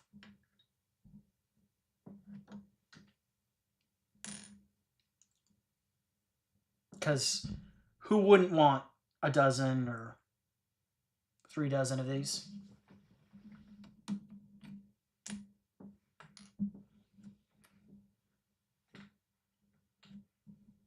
Because, yeah, like this one, the Griffin Knights, and then this, like, Barbarian. You do, like, 3 and 3, and, you know, change out, like, the little different accessories, so they're kind of unique, but not, like, super unique, that they'd be, like, a named character. And boom, you've got a battle pack. Because then you could mix up, you could buy multiple, mix up the pieces, the accessories. So, I would be shocked if I've been the only person to ever think of that. There has to be some reason why, in particular for Castle, Medieval, that Lego will put them on the bricks and pieces, but not do battle packs. I wonder if they think they won't sell well. But all they would have to do is come up with some castle show like Ninjago, and then boom, you've got content to go along with those sets and battle packs. So then kids and adults alike can have some content to go along with it.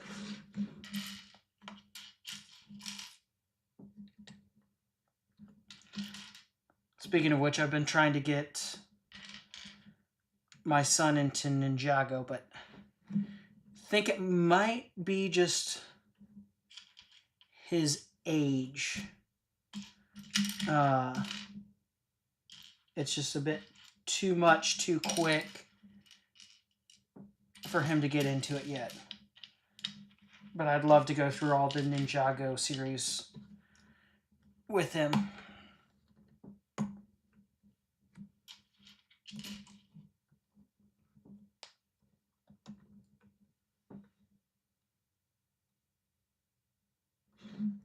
So crazy to think that Ninjago was originally going to have a limited run, and then it was just so successful that we still have it around.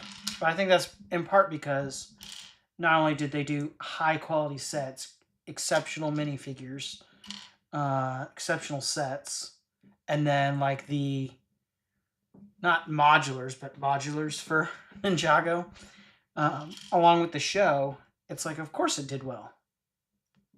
Because some good shows, and then people, obviously, when it's a good show, they want the Lego to go with it. So, if Lego did that for, I don't know, Medieval, Castle, or some of the other things, then maybe it would do well.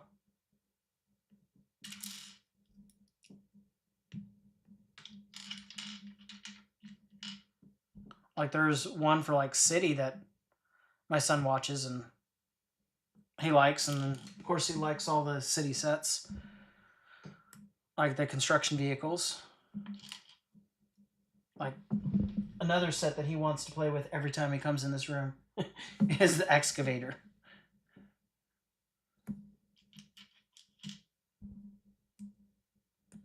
I had to break it to my wife that when I saw that he kept wanting to play with it and wasn't always that careful with it, right before it retired, I got another copy of that excavator because that is amazing set. If that had no stickers, like the dozer, would have been one of my top 10 favorite sets of all time, because it is a thing of beauty.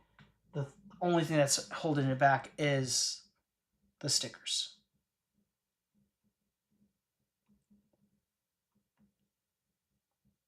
Of course, my favorite set of all time would have to be the UCS Lambda class shuttle.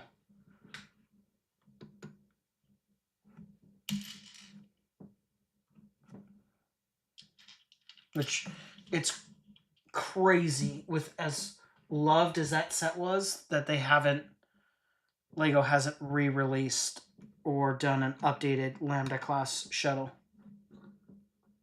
Of course, I hate to think about what it would cost.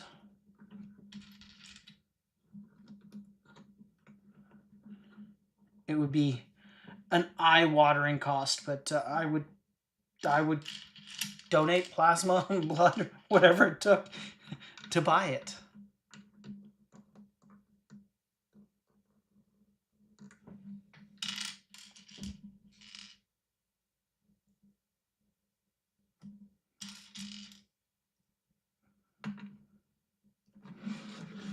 That is so cool. All the different like vials and like combinations.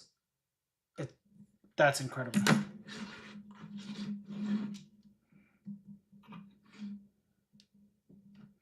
I lack the vocabulary to articulate how incredible this Alchemist set is.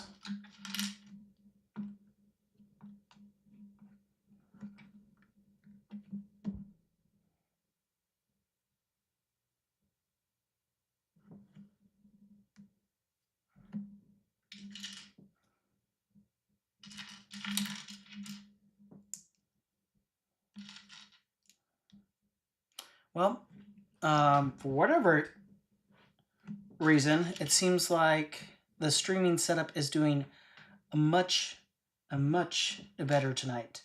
So hopefully I have configured and optimized everything.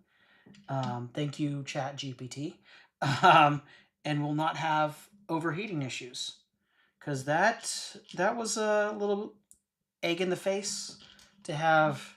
I thought everything set up correctly, but Google AI apparently not as good as ChatGPT on setting up for streaming. So, knock on wood. Try not to jinx myself, but looks like the equipment is functioning much better.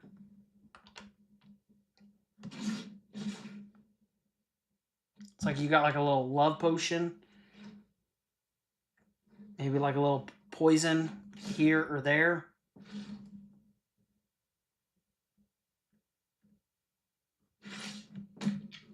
Hopefully that didn't just kill the algorithm by saying that word.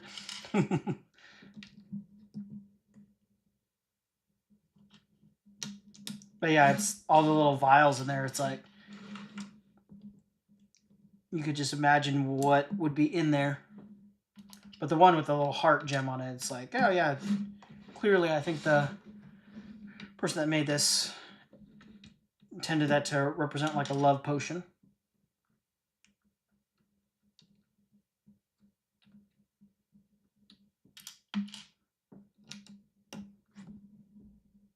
Maybe I need to go back and watch the interviews of the various Bricklink sets. But it's like a catch-22. You watch too much videos, reviews, and stories behind it. It's like, well, then does that take away from the enjoyment of building the set? For me, it doesn't, I guess, necessarily, but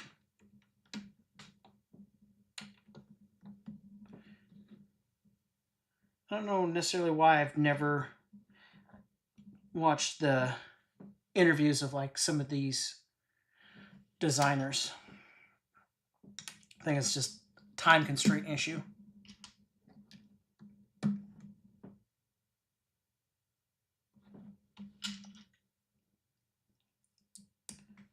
When you have 3 kids under 5 and job that you work 50 hours a week,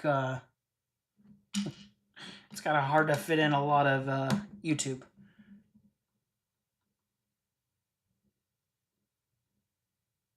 But I do enjoy a lot of LEGO content creators' vlogs, because that makes great content to listen to when I have windshield time. Yes, and I say listen because my eyes are on the road.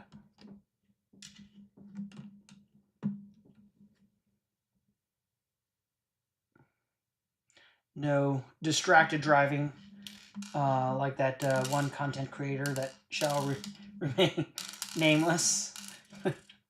They kept getting into near misses and whatnot for creating TikToks and whatnot while driving. I mean, I think it's bad enough to like see some of these folks that you do enough driving and you're like, they're like reading a book or watching something. But to be creating content while driving, that's like a whole nother level of crazy.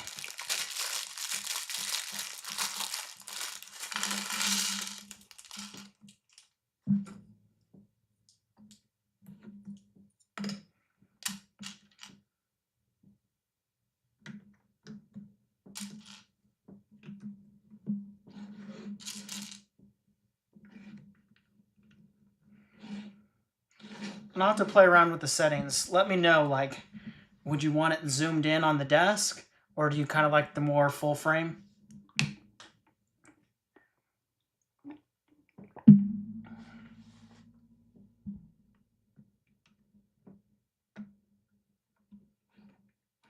Because, I mean, I realize that it's hard to see a lot of the detail of the set I'm building with giving more of the actual room itself.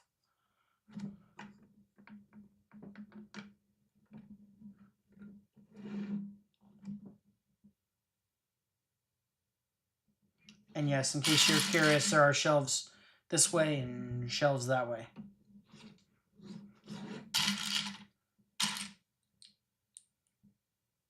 Speaking of shelves,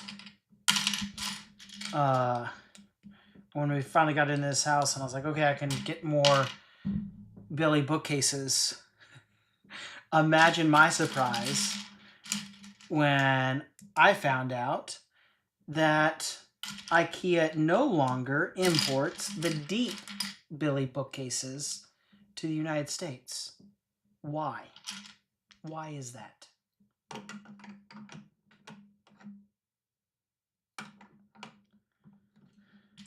Because I, for one, would have loved to have the deeper Billy bookcases. Because I have one over there. And I was like, oh, that's great. The UCS Death Star, Death Slice, whatever you want to call it, will fit. But not in these.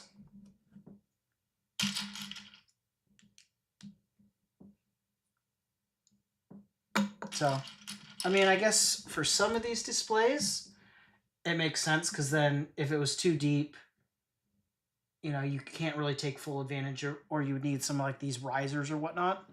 But I would love to have the option of having the deep Billy bookcases in the United States, because I looked it up, and from what I can tell, they are still sold overseas in Europe. And we have 2 IKEAs in town. And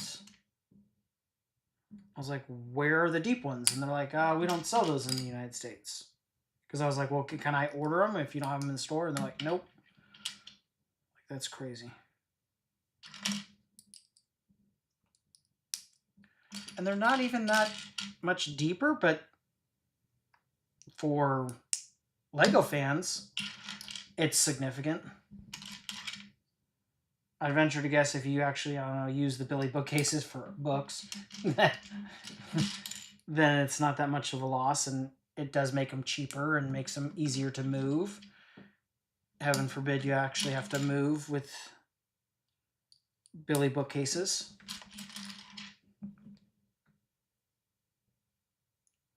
Like that deep one, I can't count the number of times I've moved with it, and it's still in great shape.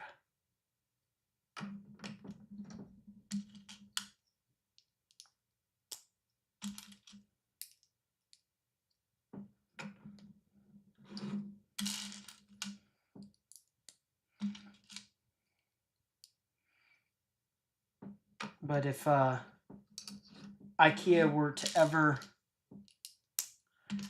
bring those back to the United States, I, for one, would love to have some of the deep Billy bookcases.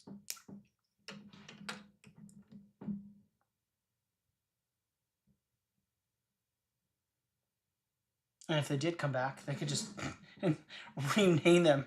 You could have like these, the shallow ones, be the Billy bookcases. And since they've done collabs with LEGO on like some of those containers, which I have one sitting over there behind the camera, they could just maybe license the name and just call them the Billy Lego shelves or shelves and sell them that way.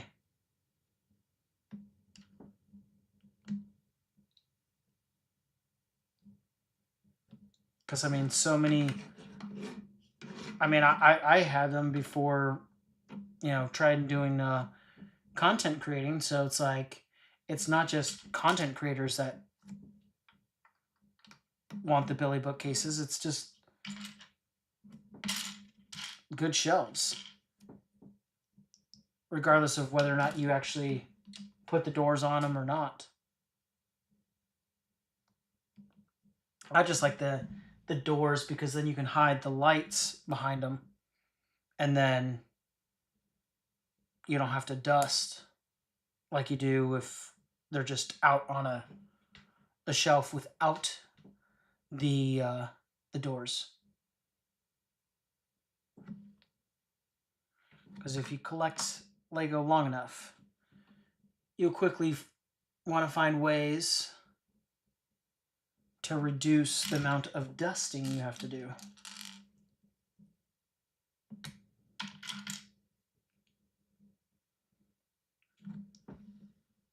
because it will want, the sets will want to collect dust.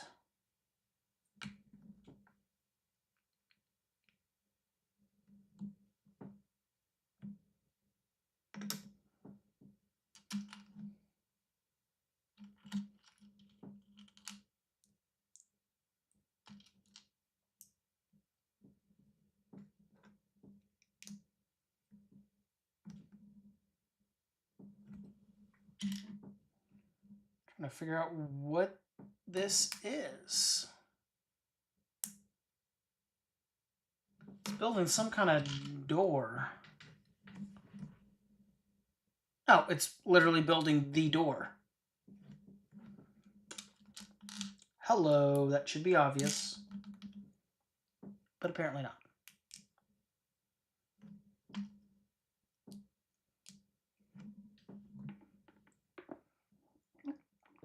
It'll be interesting to see when they finally leak the new Ewok village, how that's going to compare. Which, hopefully that means I'll have some replacement options for the brittle brown pieces. The last time I moved that, a few of the pieces broke, and I have not had the courage yet to look up what it will cost to replace those pieces. So for now, they're just kind of held together with hope and a prayer.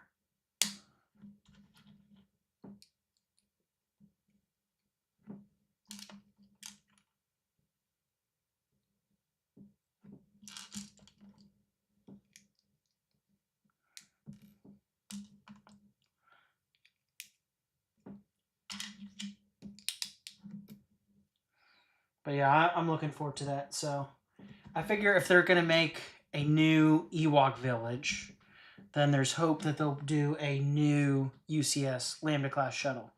And then maybe a new bunker.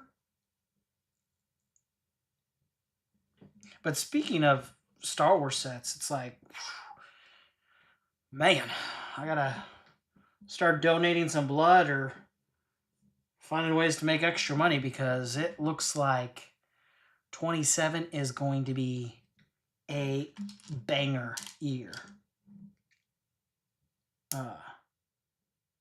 Granted, we haven't seen any of the sets yet, but the rumors of what is to come is promising. So promising that I'm like, how do I tell my wife that I want to get literally every Star Wars set that's coming out in 27?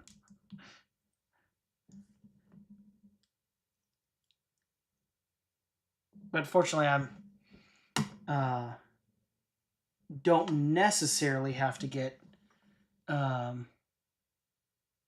everyone when it releases, so that's good. And could wait until, I don't know, they go on, some of them go on sale.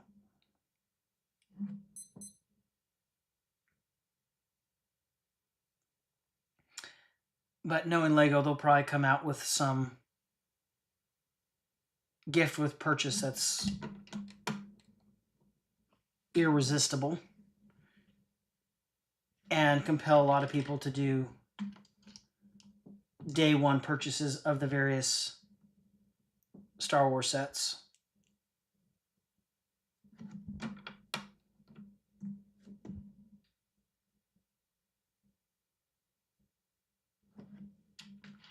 But I like all the leaks about the sets having concept art minifigures. It's like, it makes me think of like, that would have been a great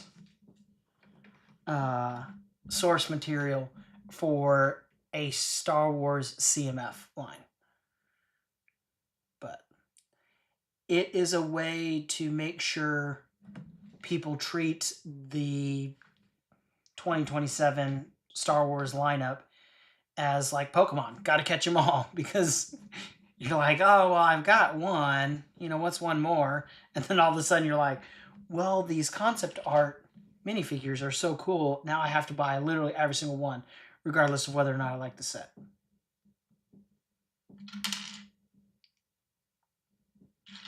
But if that's the case, then I highly encourage you to either consider jumping onto a whatnot stream like M&R's, or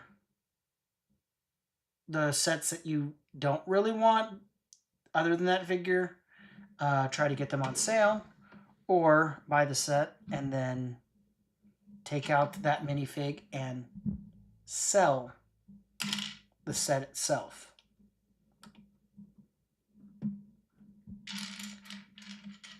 Don't get any crazy ideas of trying to return the set without the minifigure.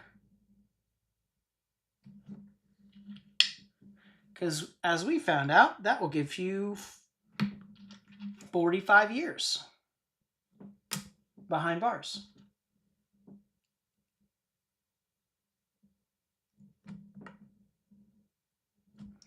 And that case was right in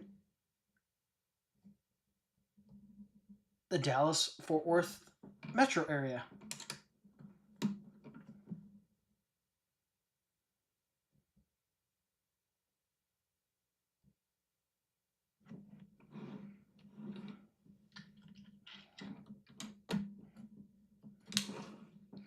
But watching like some of those whatnot streams and whatnot, it's it's kind of redundant. Breaking apart some of those sets, especially like if there's like a set that you don't really want, but you want that concept art minifigure, sometimes you can pretty much recover, if not recover the entire cost of the set by breaking it apart, if you are willing to put in the time and effort to do so.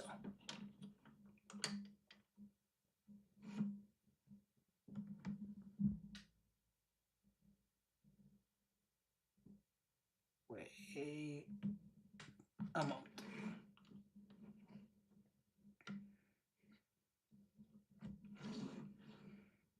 Did I do that backwards?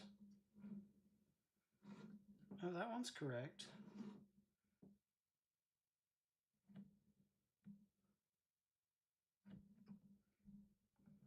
Okay.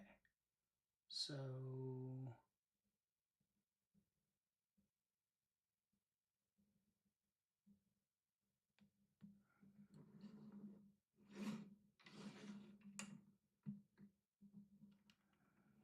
okay. I got to talking and was not paying attention on those corners.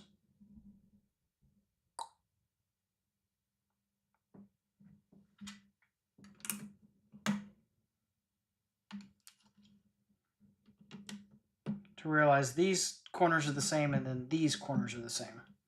But all four corners are not the same.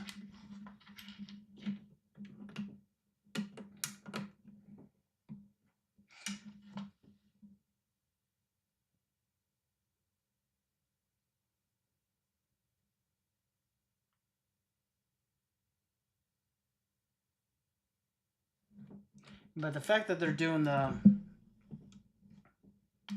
concept art tells me that the run that they did in 25 must have done well for their bottom line, and subtly or not so subtly encouraging Star Wars Lego fans to buy literally every set that had one of those figures, even if they weren't necessarily going to buy them but for those minifigures. Anniversary minifigures.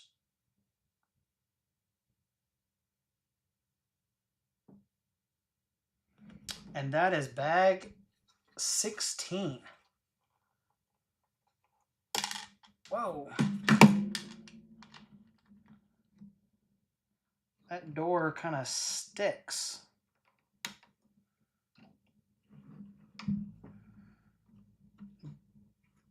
you know, I guess you just need to make sure it's far enough down that that handle doesn't catch. Seems fair.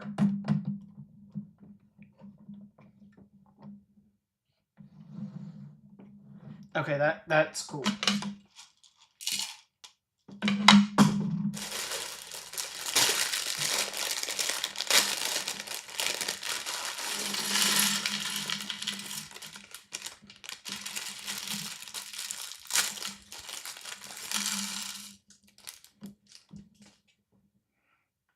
Okay, this is what I'm talking about. Now that is a thing of beauty. I love metallic pieces. I would love to see the return of Royal Knights. I think I have every set, if not multiples of several of the Royal Knights sets.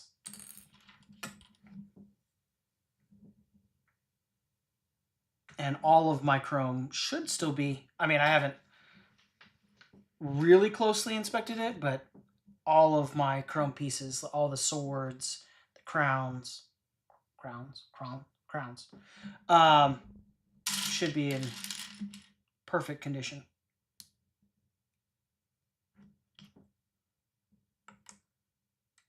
But those sets were fantastic.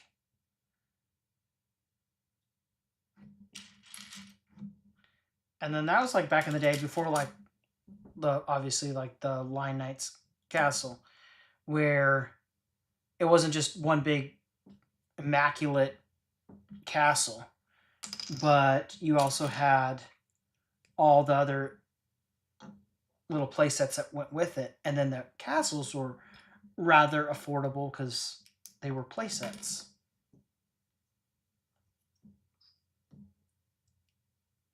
So getting back to what I was saying earlier is like, I don't know if they made a show about that to go along with it.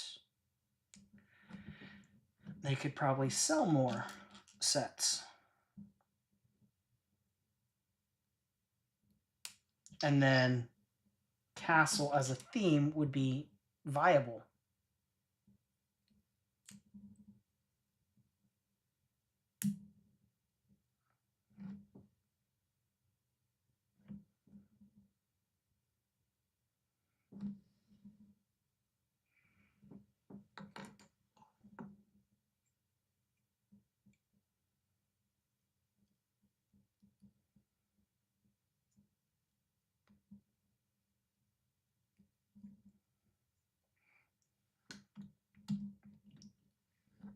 It's kind of interesting seeing the old shields juxtaposed to the Legend of Zelda shields. I mean, it's like a world of difference.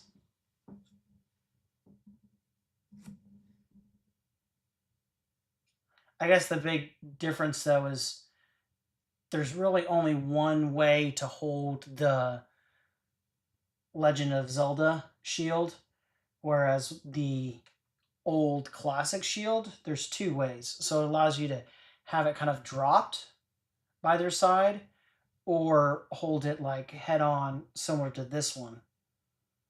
So, but if you're creating like a mock or something of that nature, it's kind of cool to be able to have them kind of dropped to their side.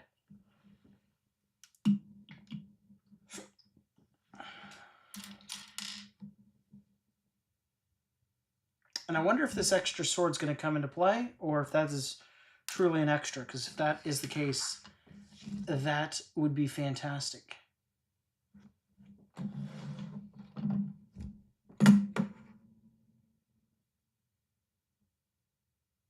Because those accessories, I mean, it's a shame that we don't have like some of the chrome pieces like we did back in like the 90s Lego. But otherwise, like the different shapes of the swords, the axes, things of that nature, it's great that they've brought those out.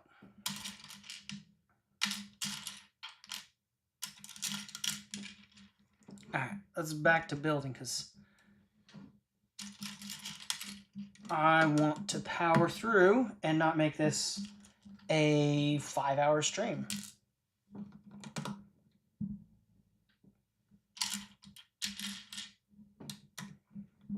Because my youngest daughter is going to be up no later than 6:30 in the morning.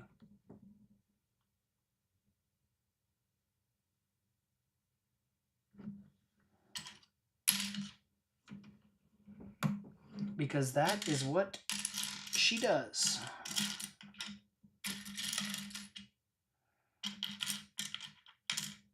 And with my wife working all night, I will have to be alert.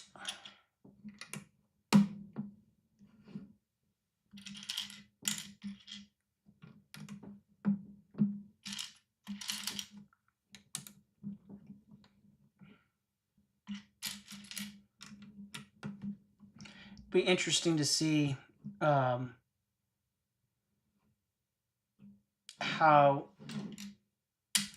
Amasaurus handles like balancing having a kid now that daughter's like a year, with all the content creation for Lego.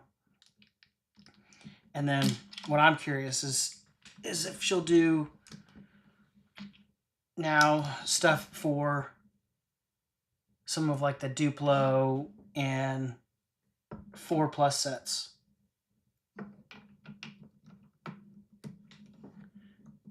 Because as far as I can tell, there's like no channels that cover those sets.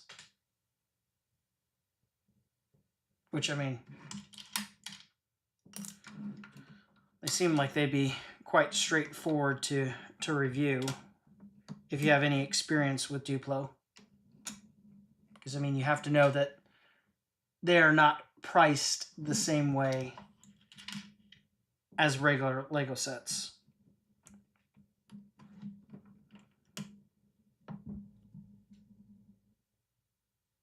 Because you can't just say, oh, it's 10 cents per piece is a good go-to, because that is not the case with 4+. That is not the case with Duplo. So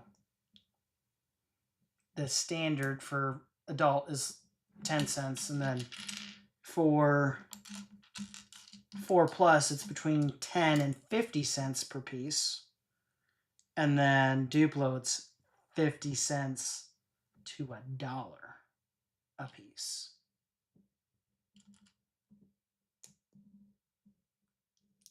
With obvious variation in there.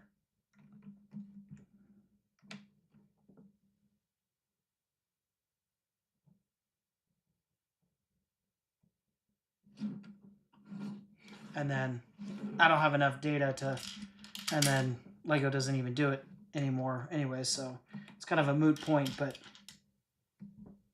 I'd have to go back and look what the price per piece for Quattro was. Which it's a shame that Lego discontinued Quattro.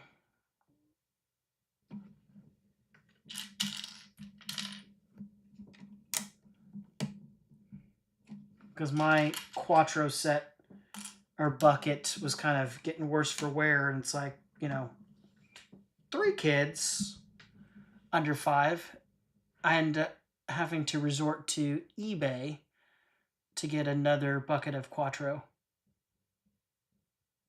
Which, if you're not familiar with what that is, it's bigger Lego than Duplo. So Quattro is to Duplo what Duplo is to Lego in terms of the size difference. But fun fact, they're all compatible. So if you take a 2x2 of Quattro, you can put 4 2x2s of Duplo, and then you could do 4 2x2s of Lego on each Duplo.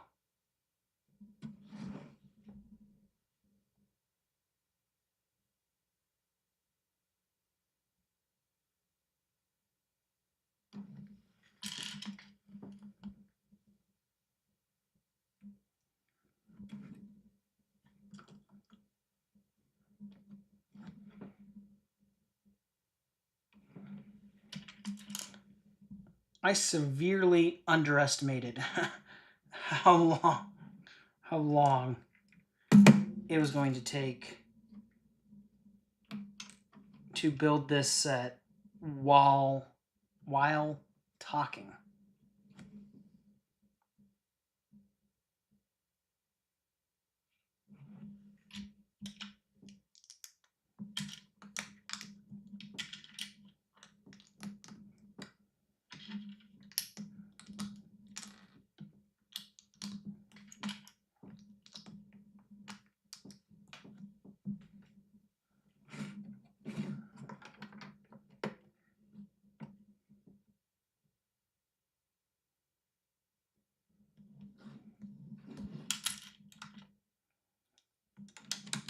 I have to say the detail on this is impeccable.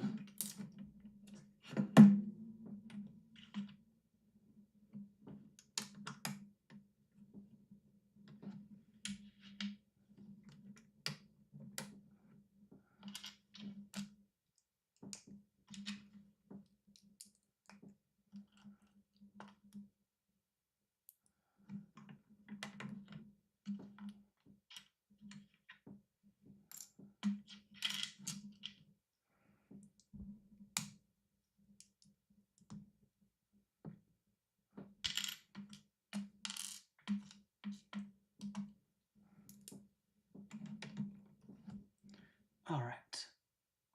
Where? Okay, I was like, where did I miss some of this detail? Because I was like, I still have quite a few pieces. And I just need to keep going.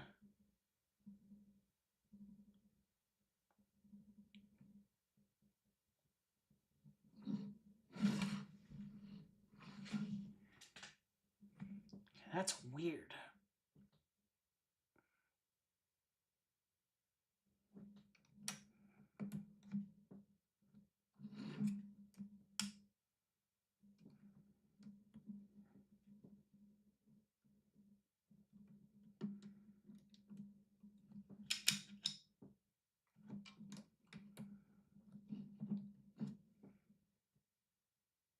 Oh, that's where the sign's going to go. I was like, wait, there's another connection point here.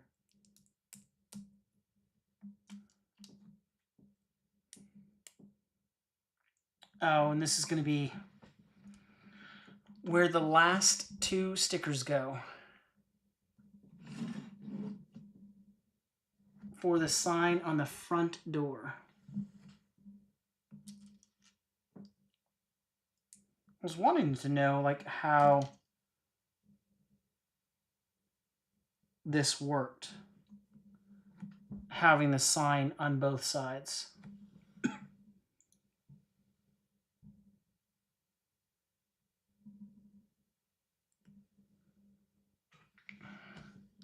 Ooh, that's going to be another thing that's going to be super fragile.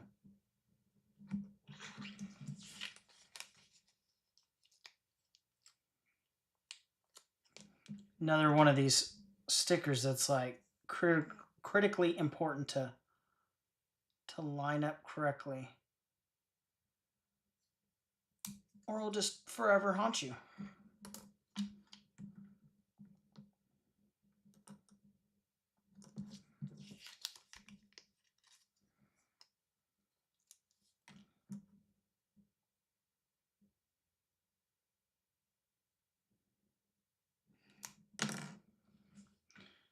Fun fact about stickers.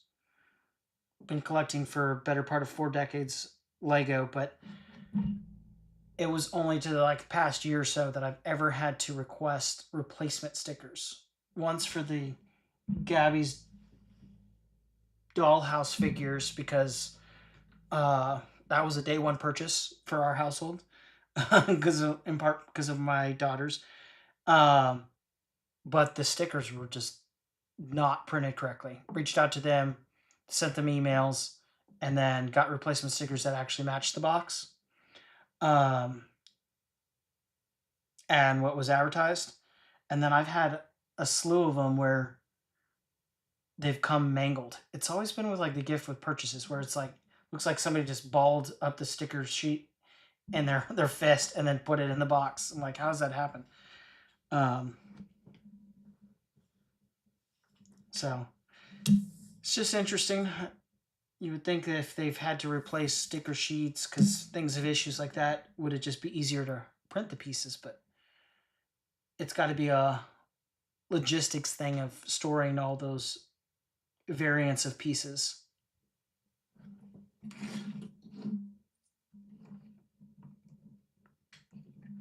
The amount of warehouse space it would take. Okay, that sign is cool. I do like how it's on both sides. I need a UV printer to be able to scan that and make a custom print. That would be nice.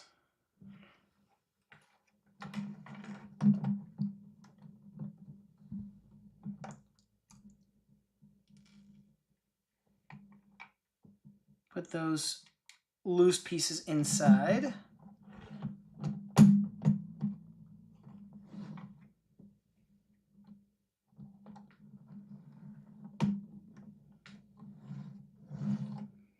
Okay, that is super cool.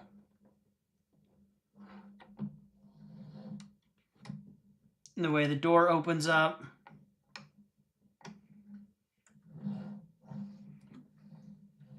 The chimney, those stairs, the windows, the detail over here, like below, like the simulating the woodwork with the little fence piece below the windows. That's an incredible design.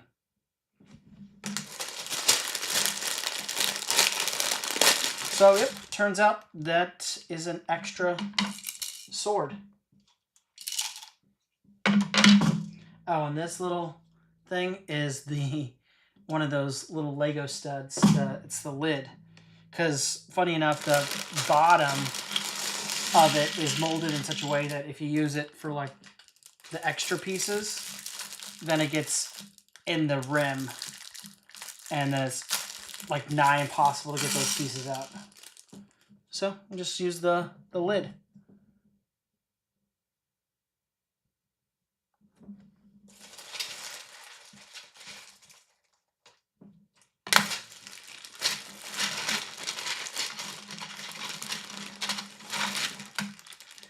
This set does have an incredible amount of, like, quote unquote, like, extra pieces that are not in a bag. You would think they would just number it in a different way, or like make it like A bag, the B bag, rather than have a whole bunch that are not numbered.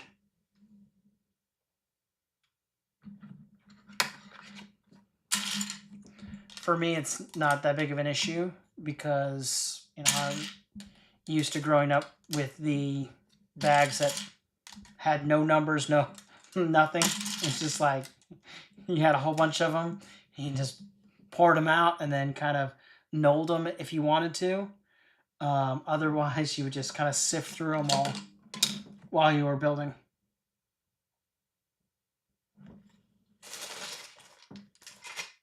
But I venture to guess people that have only been into Lego since the numbered bags, because I've seen people say, like, well, what's that symbol in the instructions where it's like got the 2x2 brick circled and then the little plus sign?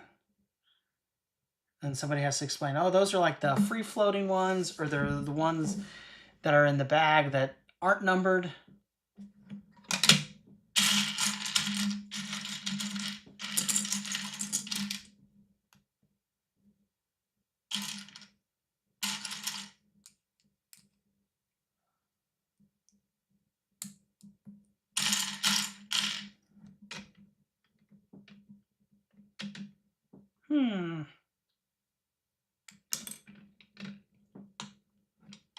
Is there a longer piece than this? How many studs? 2, 4, 6, 8, 10. 2, 4, 6, 8, 10. This is correct.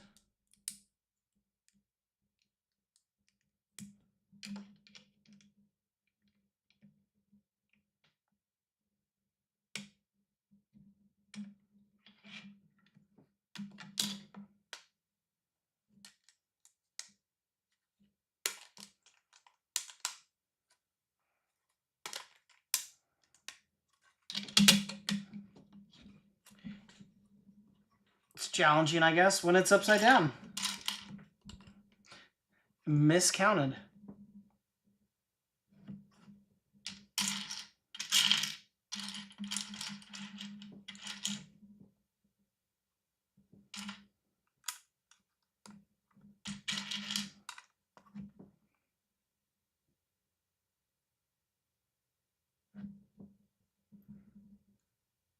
See, that's another thing, because if it was printed instructions like I have it here, so then my eye contact with the camera would be better. So I don't know if I'll do another,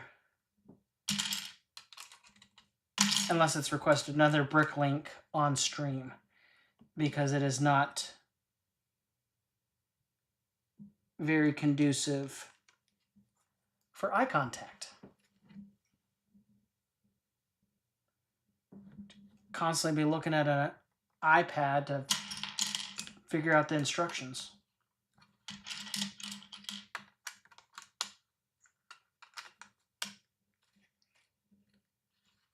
Clearly building the floor, and then it's got to be going like this because that's the hole for the stairs.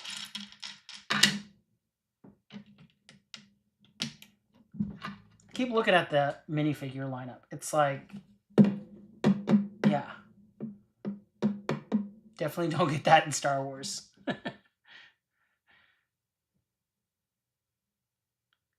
Any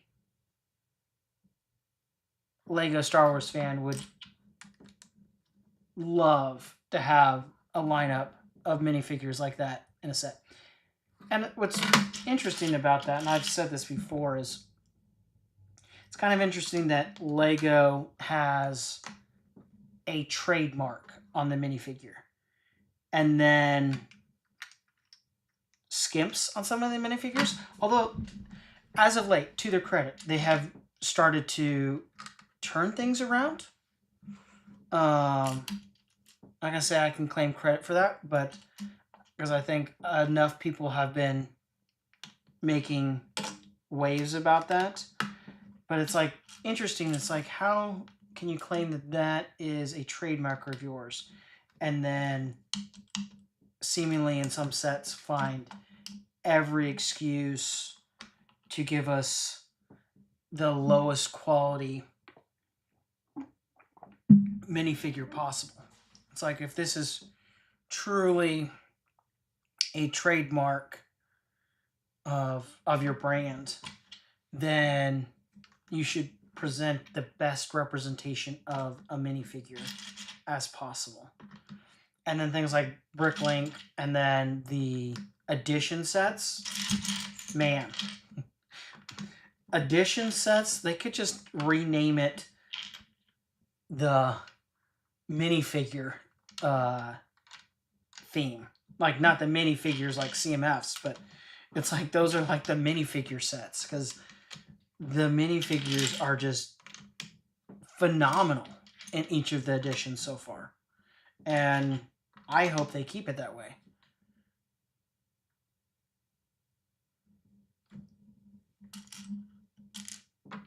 Because I definitely think that's a strong selling point for that theme, is that they've got essentially like the celebrity, famous people theme, the editions theme, is what it's shaping up to be. And so obviously people are interested in those minifigures, and it would be in poor taste to be like, hey, yeah, let's make a set, you know, for you, and then like cheap out on the minifigure.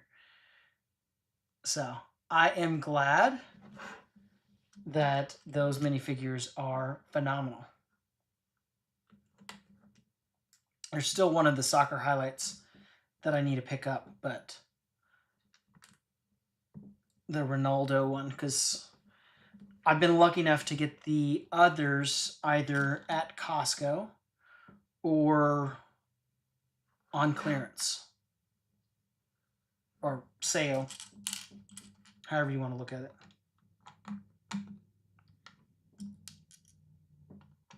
I typically think that Lego doesn't really ever go on sale. They always just say it's like on clearance or they've got some sort of special.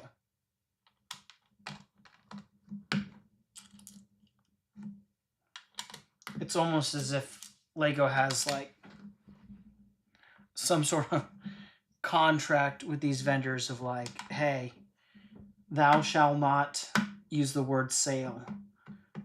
Or if you do, it has to be after an allotted period of time before you can do that.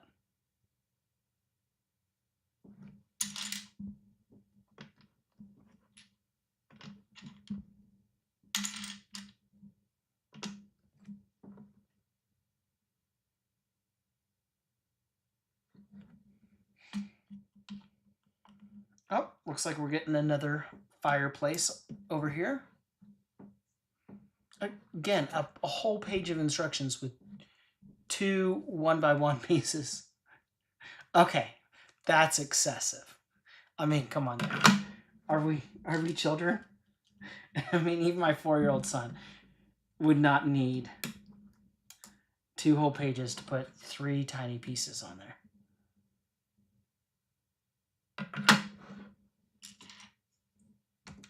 It's a trivial thing, but I mean it in a lighthearted way. It's just like, did we need 2 pages for that?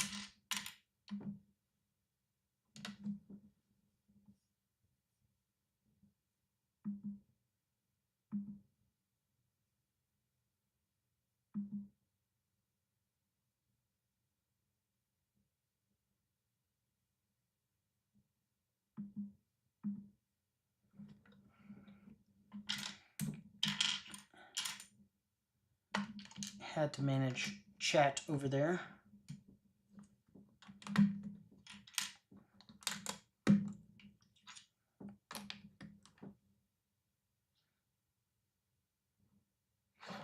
Some interesting tiling.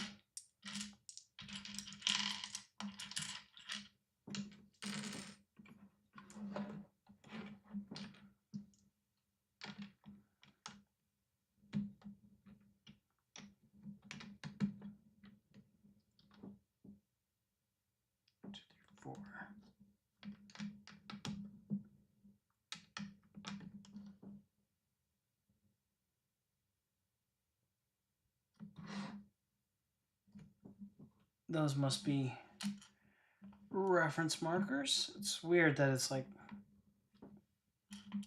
not opposite or not, I should say not symmetrical.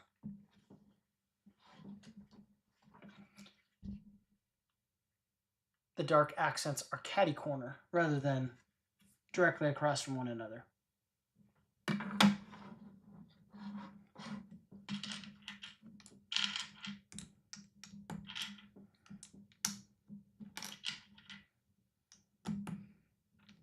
Another more than one step, and I do appreciate when they call that out right away.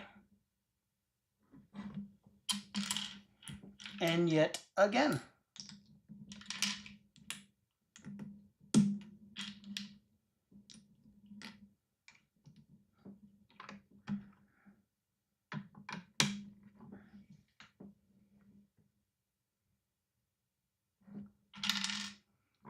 Building out the fireplace.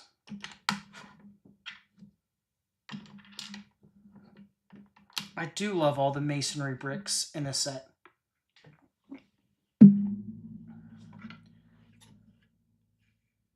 And then it's like, they're not just a wall of them, they're interspersed with the other bricks. Gives it a sense of like texture and dimension.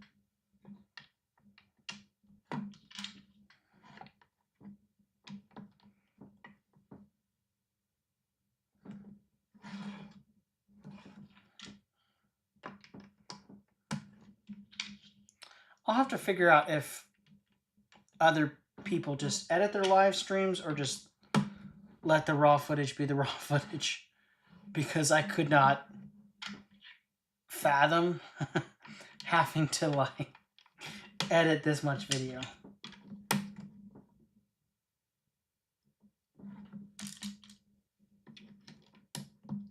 Or footage, I should say.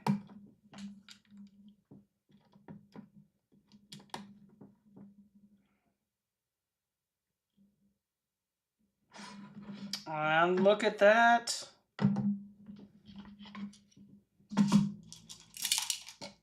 Another bag.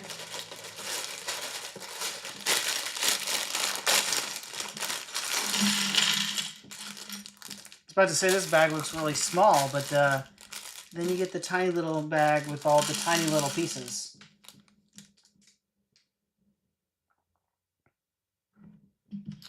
Didn't get a chance to put together my short for today. So it'll have to come out. I'll have to do that one tomorrow, but we went to Rogue Brix, and that place is really cool. It's kind of like a Brix and minifigs, except, you know, they don't do that type of stuff. You know what I'm talking about? Or at least they're not known for engaging in that activity. But it definitely has that same vibe. But the people there were really cool. And so little dude bought a container of bricks. And so I had a short of him. And then I'm supposed to go back to do an actual video of the store. I was like, I've been meaning to go over to Rogue Brix for some time to ask him, hey, can I film in there? Especially now with the whole Brix and minifigures scandal. It's like, well, people still want those secondary market Lego stores. And so I was like, okay, that'd be great. But another content creator beat me to the punch. That's what I get for waiting around to go do a video on them. And apparently people have come in and talked about it. So I feel bad because I, like, you know, live real close to them. So I should have been the one doing that. But that guy did a TikTok, and I can do long form and a short / TikTok. And then do their new store that's going to open up next month. I think it's in Hillsboro. But that one looks like it's going to be 2 stories.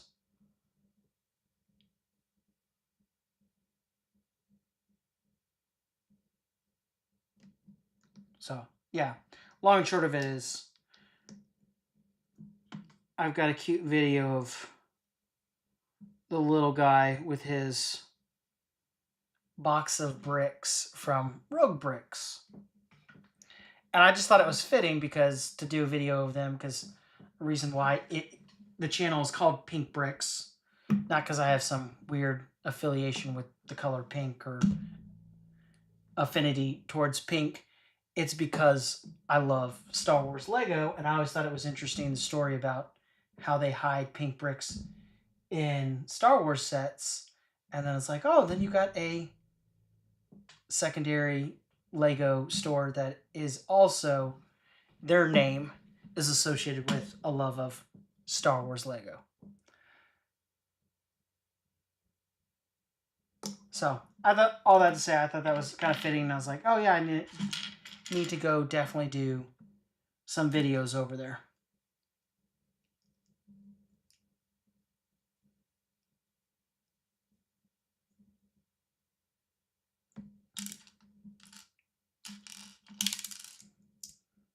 So I'm supposed to have a time to give me some ideas of like when to come to best do a video where, I don't know, there's not just a sea of kids and they're like pick-a-brick tables because, you know, that's problematic for YouTube's policies and procedures as far as filming places with kids.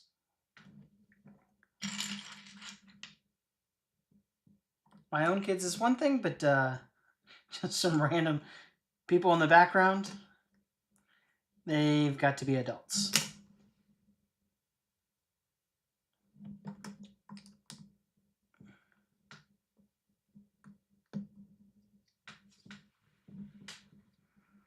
This is a very complex little build.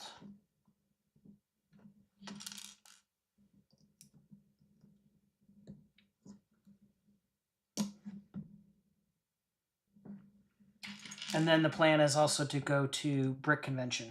And I, for one, am excited that it is going to be at a new location. It's nitpicky, but that old convention center, the Dickies Arena, their entrance that they always did was just terrible if you had a stroller or if you had any accessibility issues, because you'd have to go down this long ramp and then back down this other ramp, and then people will look at you like you were an alien because they're like, are you cutting in line? And you're like, no, I had to go down this ramp to get back to where they were having me enter. So hoping the new Brick Convention space, it's supposed to be bigger and then not have weird issues like that.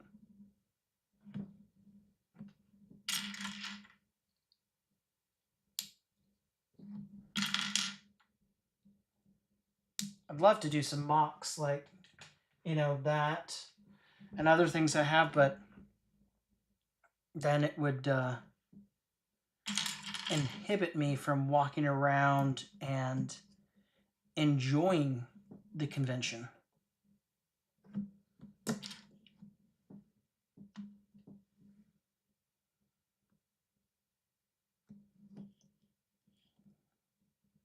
Because to do a table and be able to still enjoy the convention, I have to have my wife come, and then, well, I can't bring 3 kids under 5 for a 2-day convention. And that would be pricey to have somebody watch our kids that long.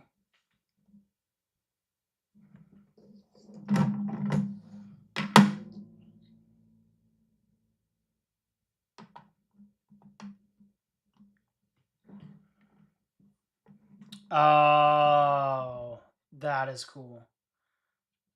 That's a reference to the other Bricklink designer set, the blacksmith. Which, fun fact, that's another one I don't have.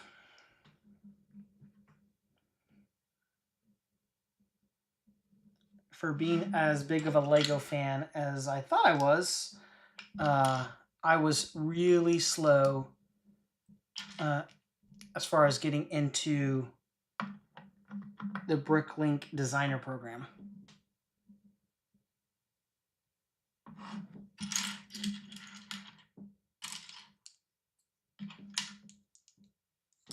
Which is kind of a regret, because since they were such limited runs, production runs, they're just pricey.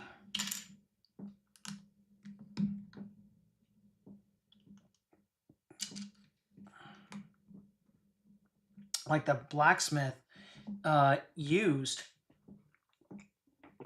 is like $180.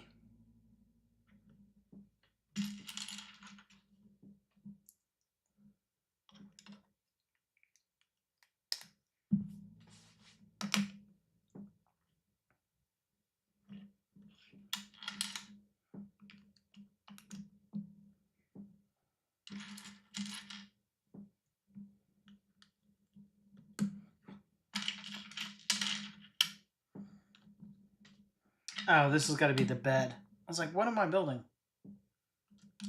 I'm building the bed.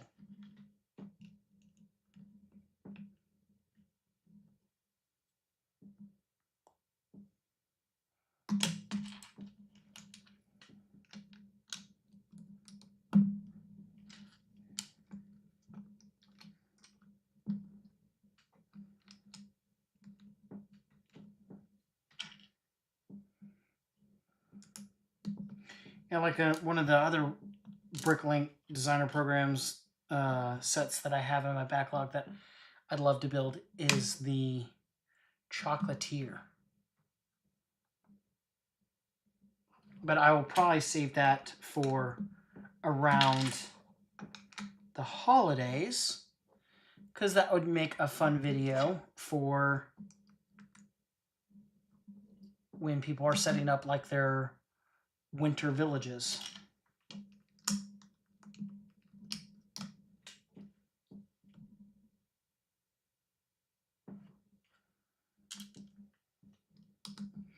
But I definitely need to pick up another one of the minifigures, like the Chocolatier minifigures from the most recent CMF line, because it's like the ideal for the little Chocolatier set.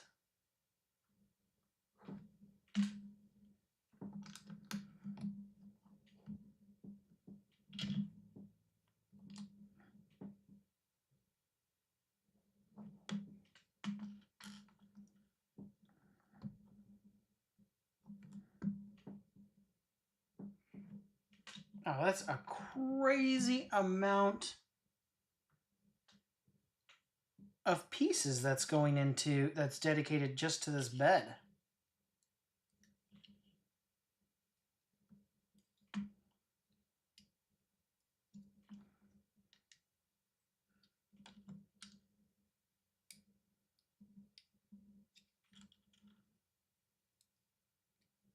Oh, 4 little microphones.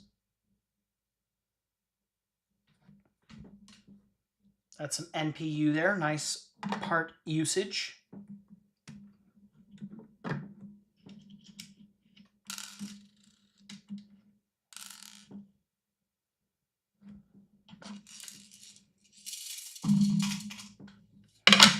So essentially that was the Bag 19, the fireplace, the medieval blacksmith shop, this post, pillar, and the bed. So bag 20.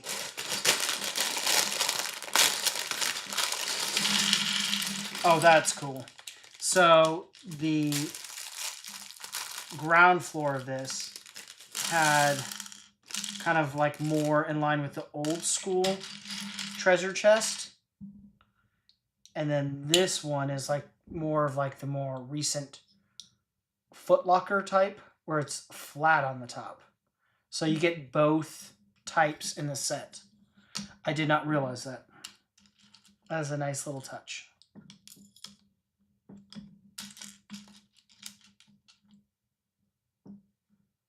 Again, more opalescent pieces.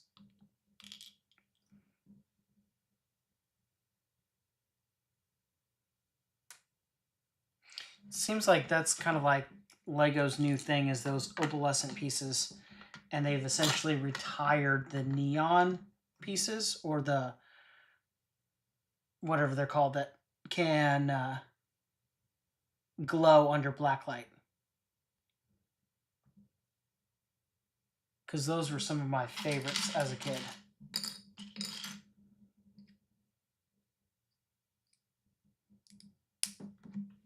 Like the Blacktron and everything.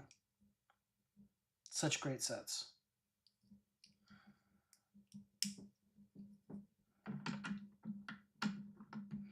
In fact, when I was at Rogue Brix, I did commandeer some space in my son's box of bricks, and like every piece that they had that was like those old neon pieces, I scooped them all up. every last one of them. It's like I don't necessarily need it for a box or anything now, but it's like the pieces are so uncommon nowadays that it's like, yeah, I gotta pick all those up. All the vintage Lego.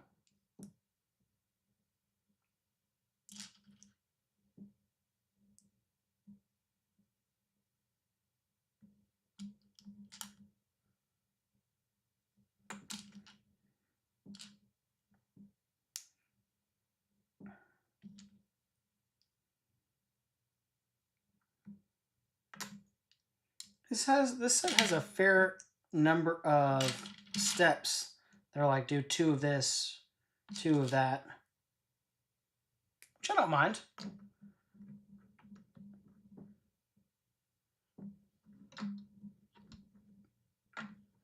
Kind of creates a sense of symmetry.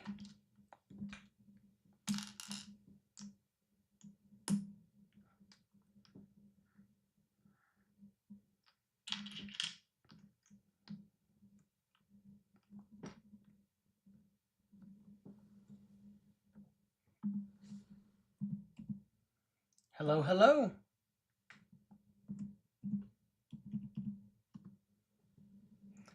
I am doing well. How are you?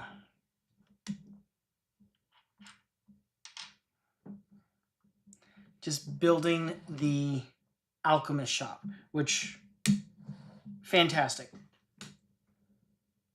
The only downside about the Bricklink designer program is not having printed instructions and having to look at the iPad, because that is distracting, and then I can't see chat as well.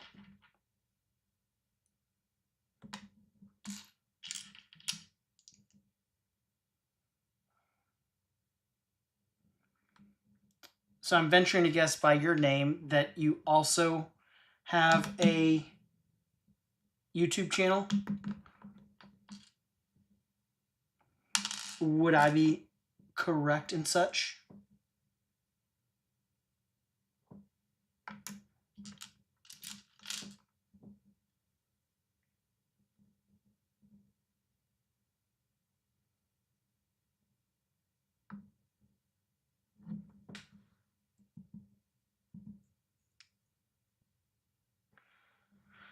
I don't know how to get it so it doesn't reverb.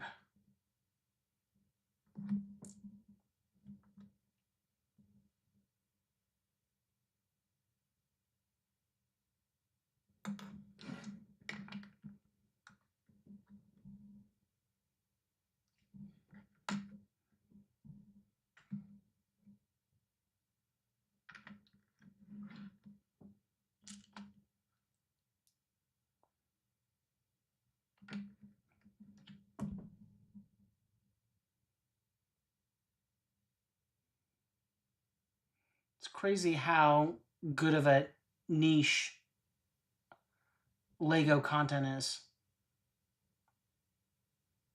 Apparently, like, if you do monetize, it's like pretty good, but not monetized here. Not sweating it.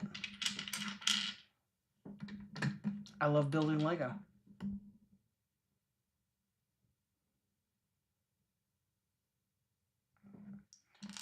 And I do like the idea of being able to build Lego with others.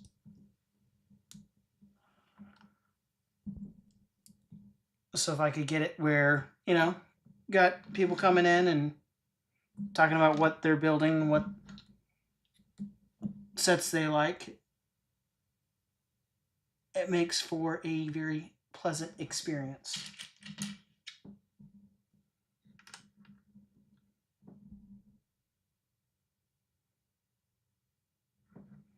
Because I've been around long enough that I remember when I was like, God forbid you admit that you're an adult that likes Lego. People look at you like you got 12 heads. Now it's like, oh yeah, no.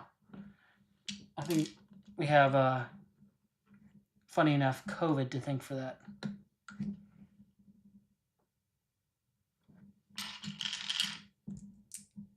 As people were developing all different types of hobbies, the sourdough and all of that craziness.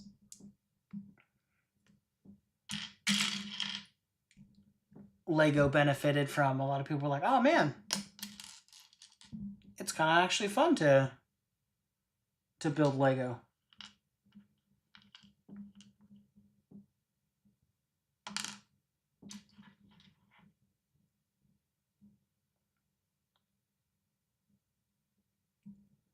Okay, I don't know if I've ever seen this piece before.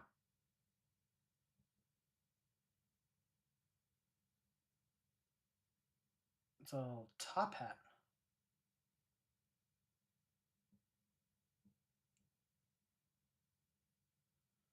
That is another NPU. Nice part usage.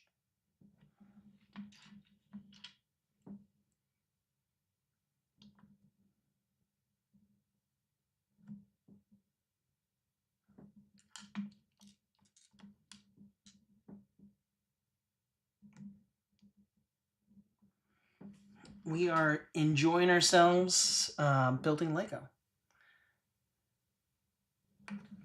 And then hopefully next stream, my wife will be able to join again. So that makes for some enjoyable banter.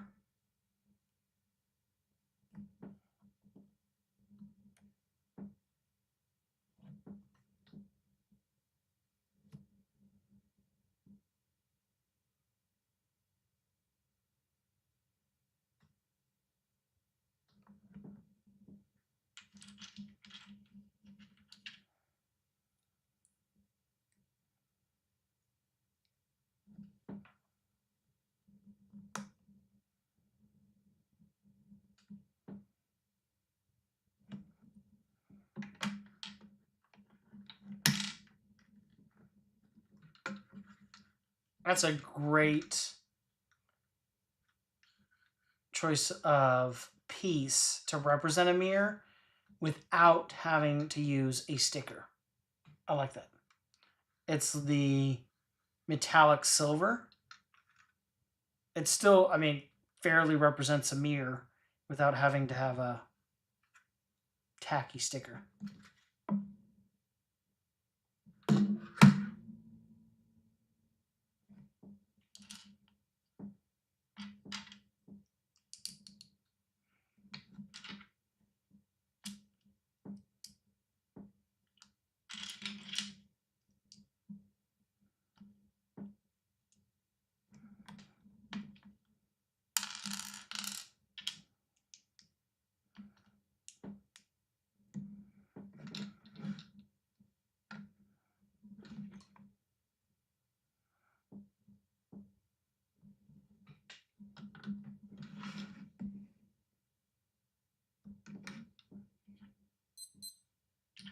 Oh my goodness. It is 1 in the morning.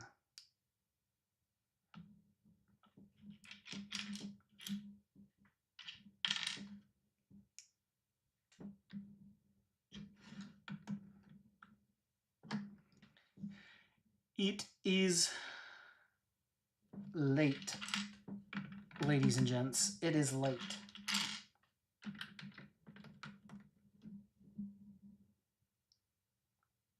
But I guess in other parts of the world, it's people are just starting their day.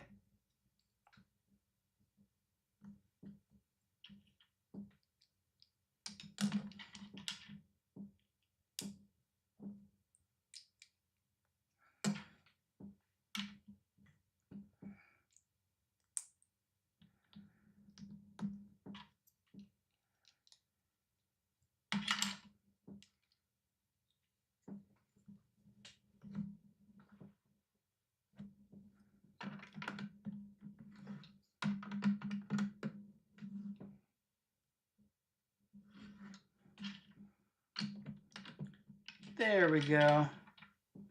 Now we're moving along. That top floor is coming together.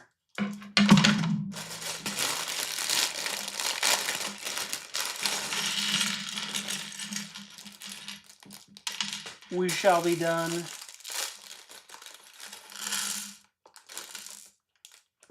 Hopefully before too long.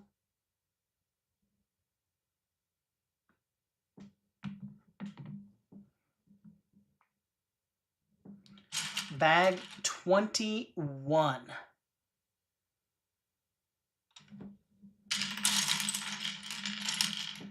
Goodness gracious.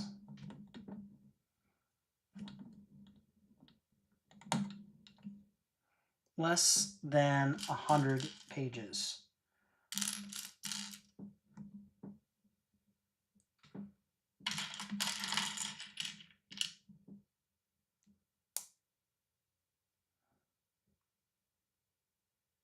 It's kind of intriguing, all the purple flames, but it's cool to have like a different color because they're always typically the purple flames to have orange flame. So it's cool to have like a purple pink flame. Something different.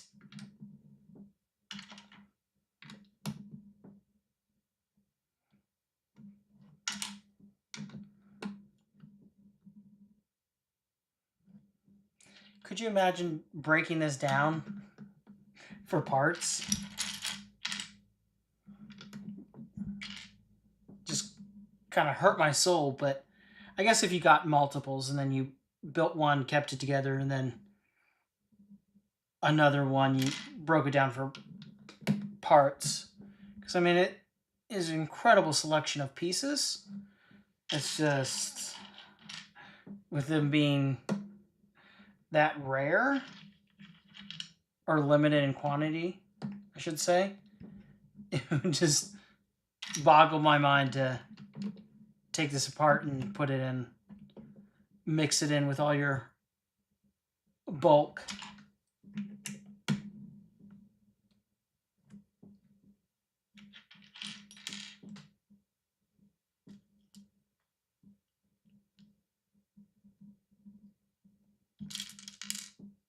But if I had the means, I think that would be fun to do, because the variety of pieces is just outstanding in these Bricklink designer sets.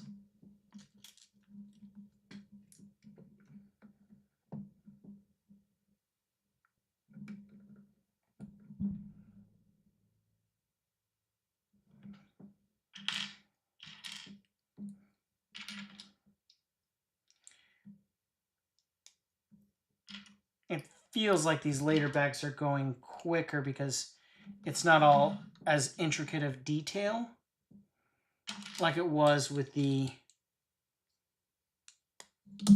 earlier bags.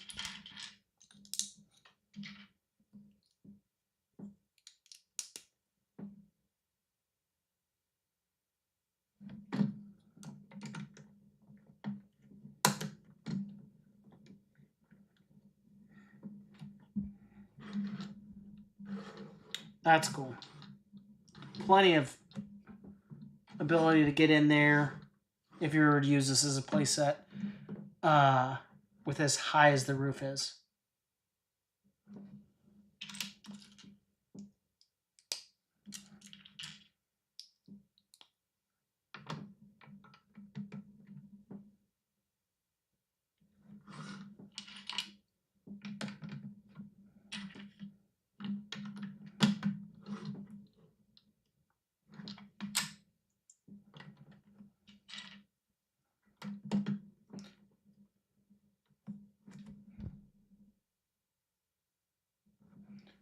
Interesting. I found like it almost seems like some of the other Lego content creators are very territorial, which I don't understand. It feels like it's like the rising tide rises all ships or something like that, whatever that saying is.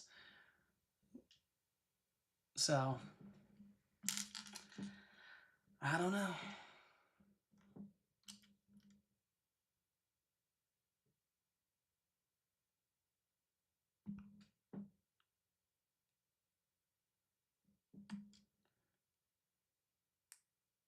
Because I like watching a myriad of Lego content creators.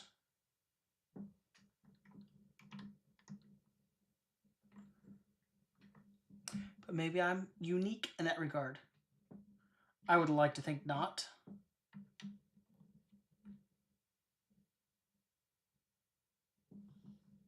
Oh, that's interesting. Oh, it's kind of like the Harry Potter wand boxes. It's almost like there's like a piece of cheese in there.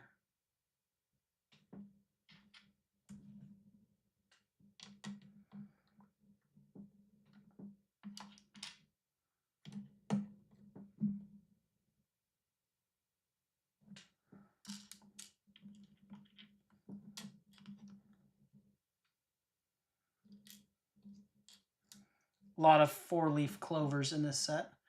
And, fortunately, some extras.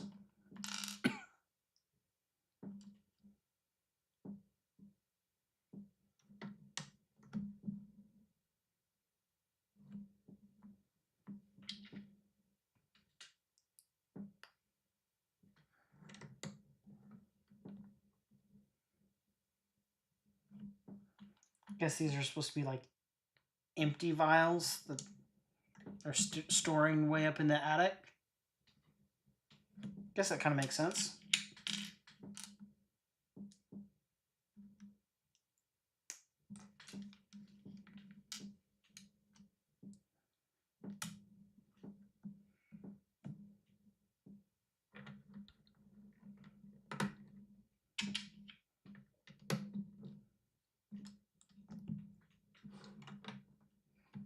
Now that is a high pitch roof. That would get you a discount on your homeowner's insurance in Texas. Fun fact.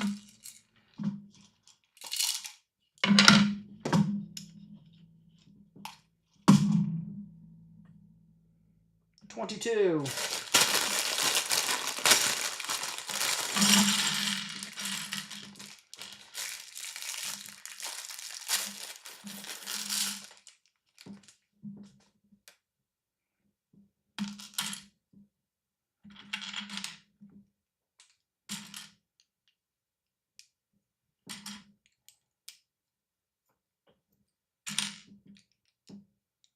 I know, it's getting late.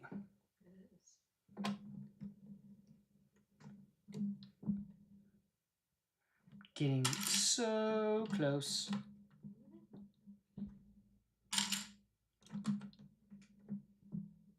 Would you cook down? Will you either bring the phone charger or my computer charger? Yes. Thank you. You got anybody on? Yeah. Enjoy building. You know it. Love building. The goal is to get this done. Almost there.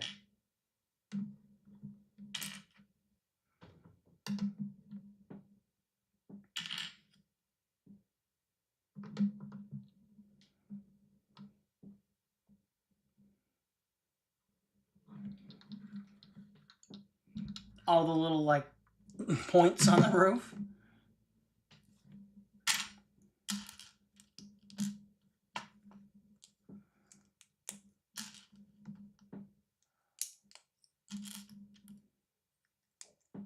Oh, we've reached the top of the roof.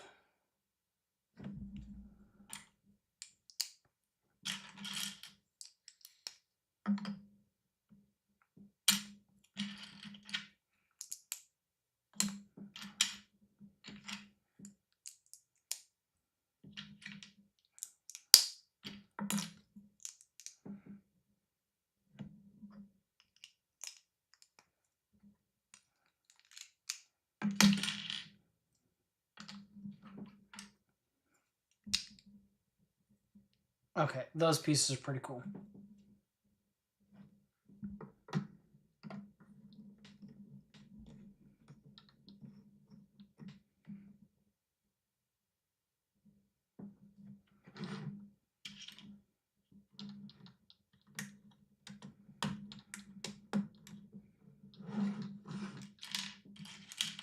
And now it seems like it's just the fine details that are left.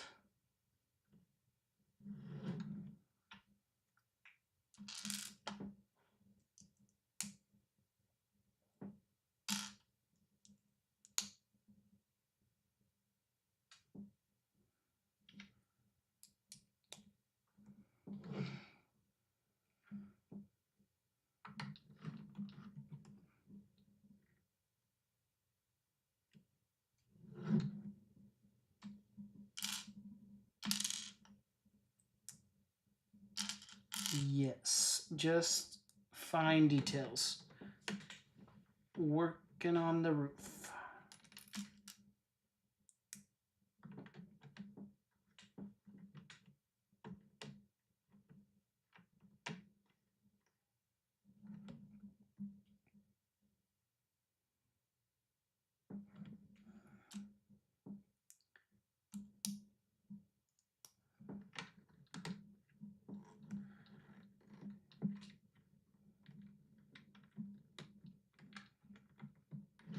Okay, attaching those pieces are a little tricky.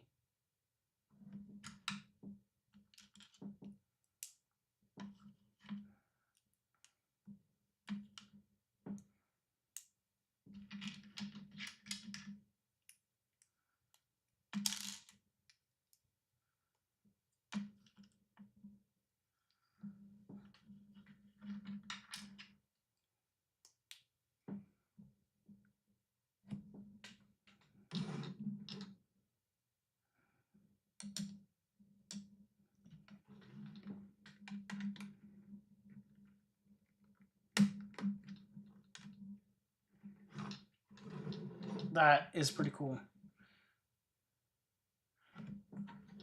Kind of breaks up some of the squareness of the set by having the round circle. Or I should say the blockiness of the set.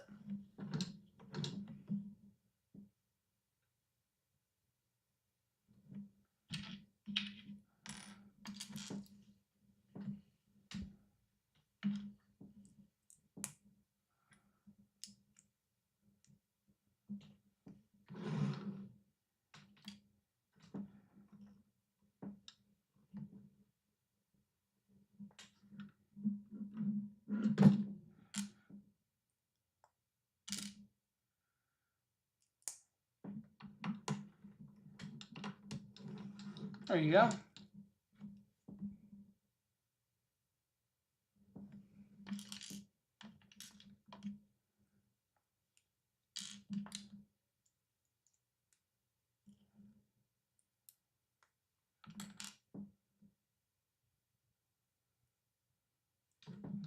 Could you imagine being the tester for like the instructions? Like making sure that the instructions flow and are designed correctly, and when you need to literally do just one piece per page. That would seem to be to me, the least enjoyable job you can possibly have at LEGO. Because it seems like they've got a lot of fun jobs, but being the one that determines how the instructions are laid out, I don't think necessarily that would be one of them.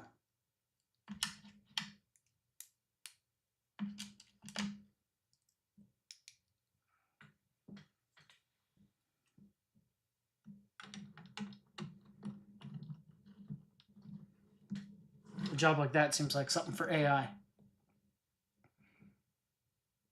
Because Studio, I mean, does a pretty good job.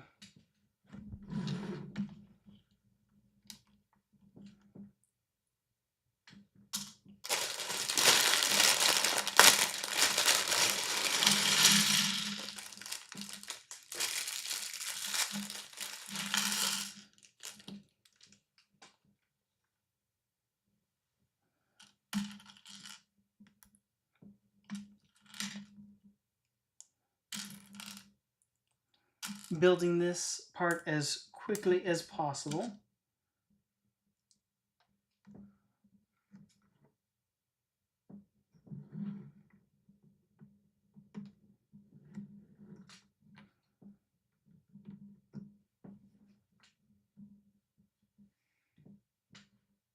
Okay, so it's going to be times 2 in this.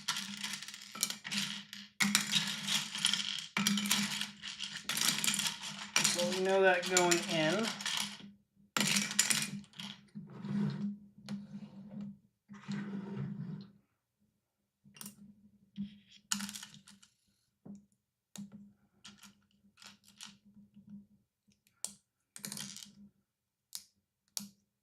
So then we can just build it simultaneously.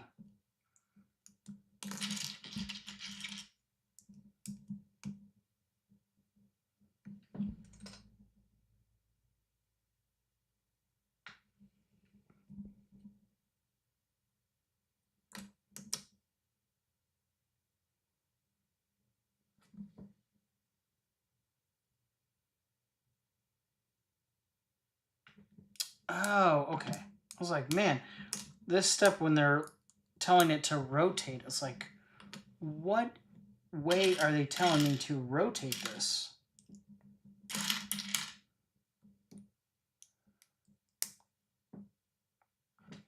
But now that makes much more sense.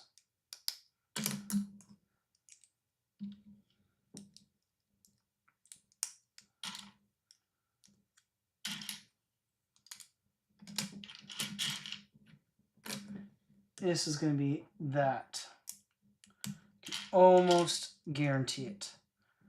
The two A's.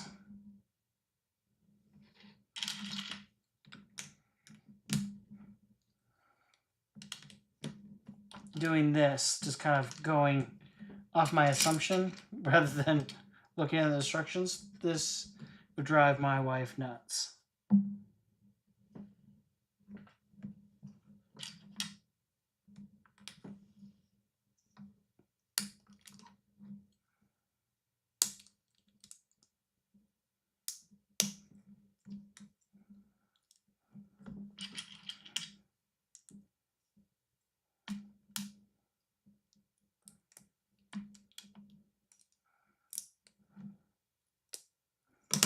Those are coming together. And I'm glad this is not brittle brown anymore, the way I'm manhandling these pieces.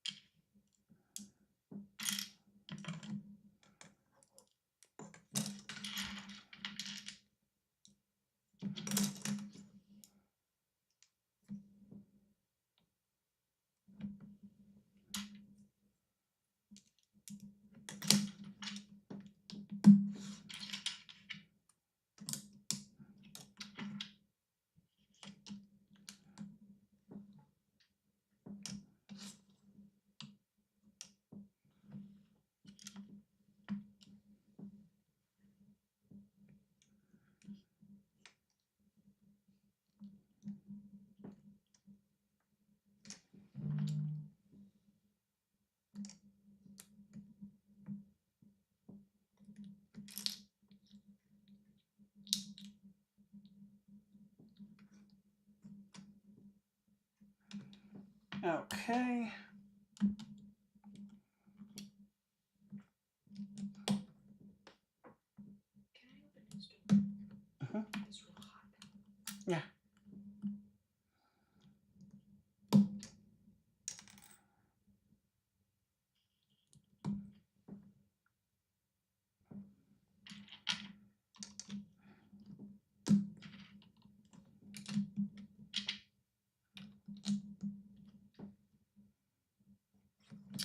All right.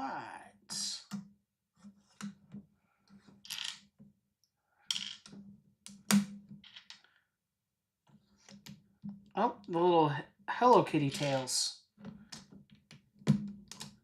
Another interesting way to use a part.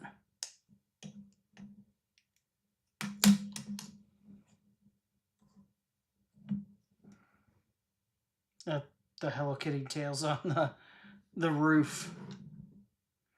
All right, how does this attach?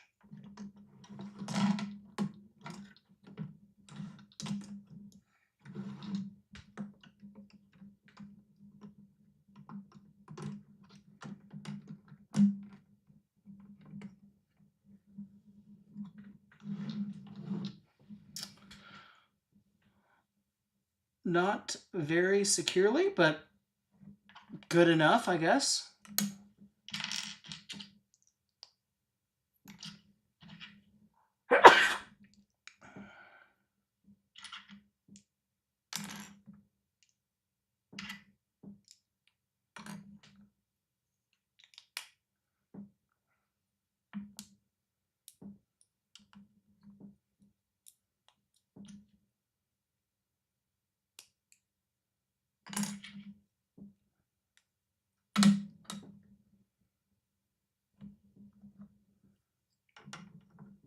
Oh, that's cool.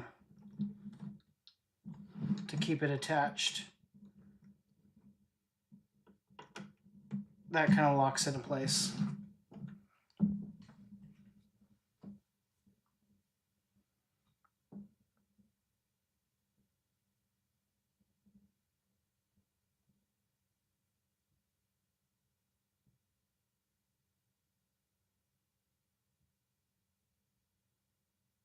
I feel like there's like a missing page here.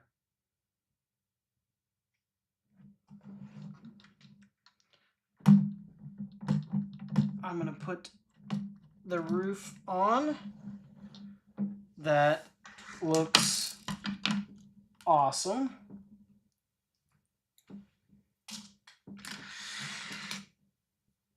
Now these pieces.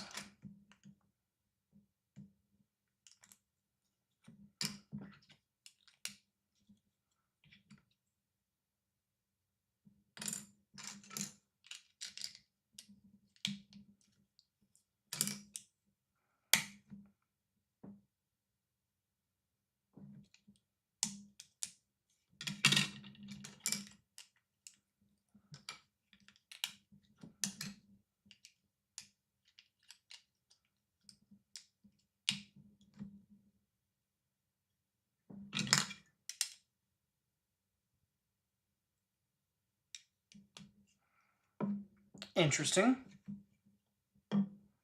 What's really interesting is the different color for that one corner.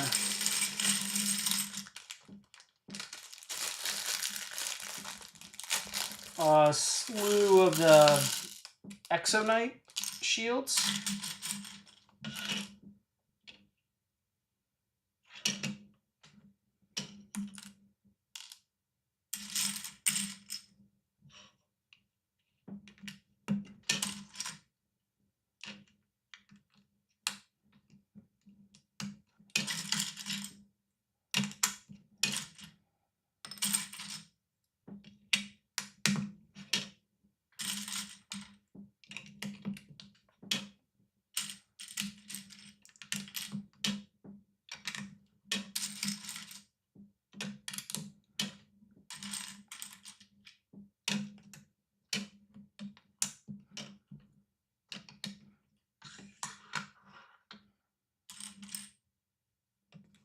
Nope, not.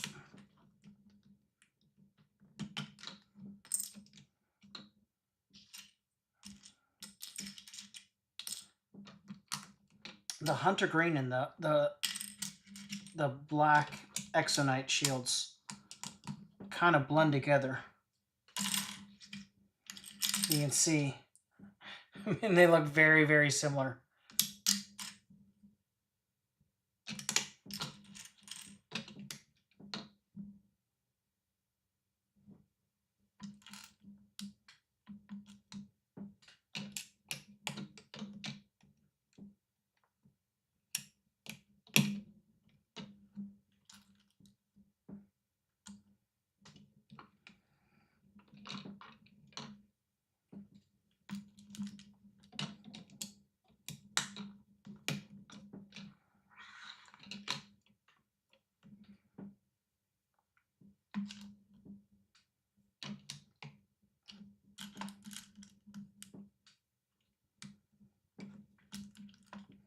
It's very kind of therapeutic, the roof. I guess if it didn't fall apart. I jinxed it.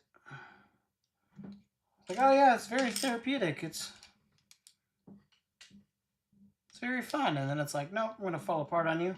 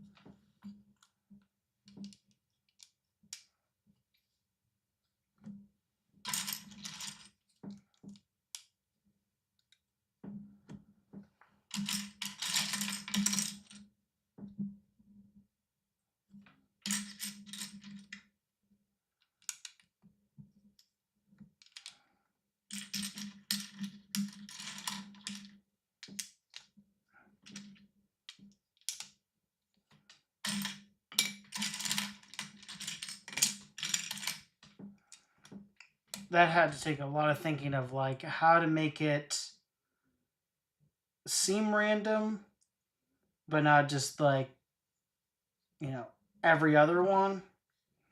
I had to take a lot of thinking.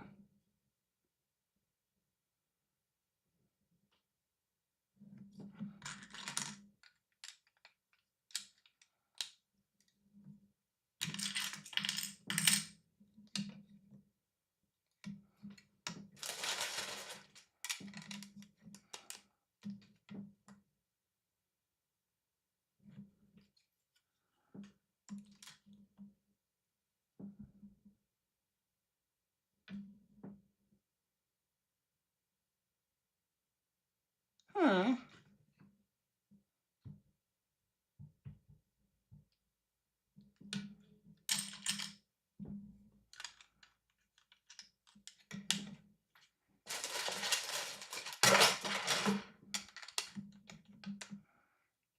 I see the way this is going.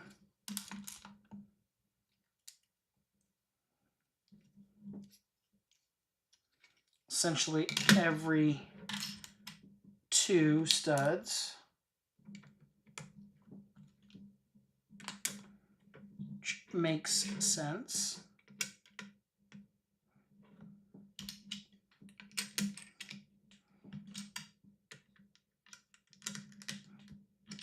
It's like a wood shake shingle roof.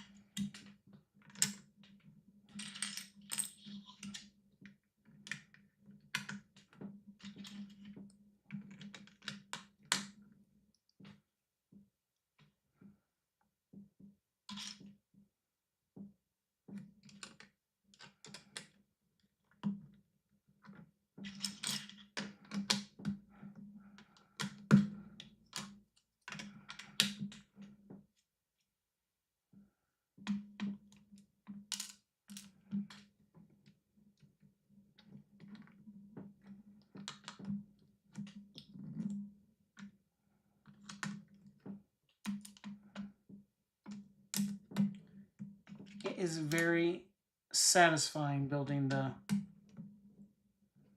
roof.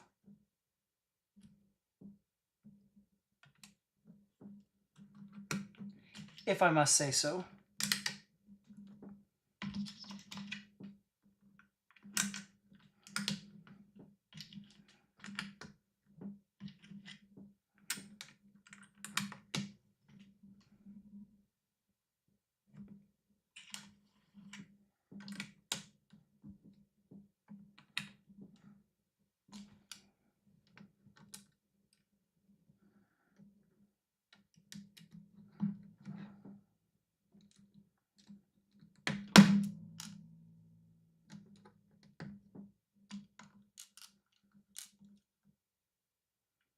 Almost half of the roof finished.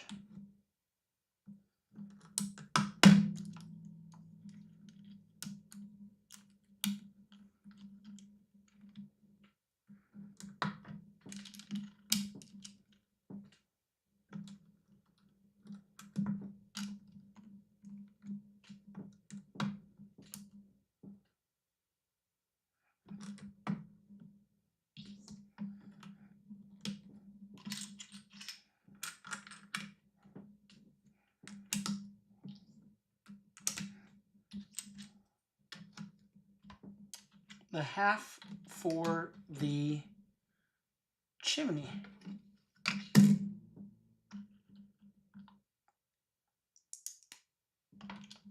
I should say the chimney side.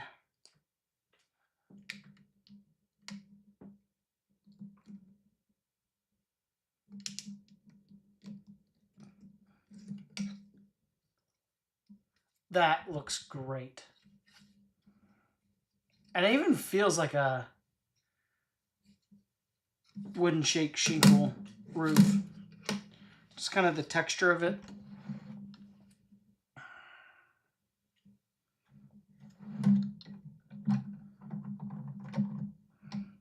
Oh wow, and it just kind of sits in there. I guess that makes sense, because then you can just kind of tilt it out and up, and then it comes off.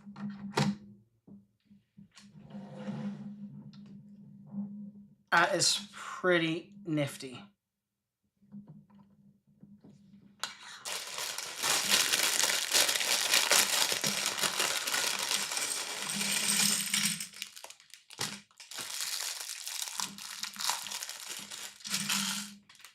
And with that, we are at the end. The end is in sight.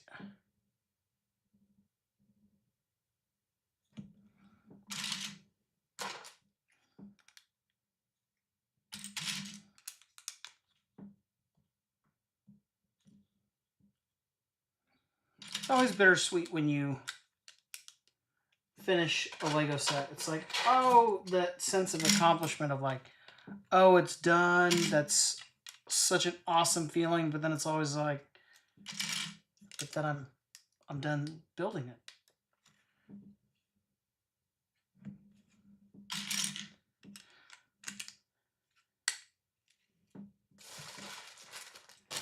Because chances are, if you're a Lego fan, then one of the things that you enjoy about the hobby is, I don't know, building Lego. So it's always that bittersweet aspect of it when you finish.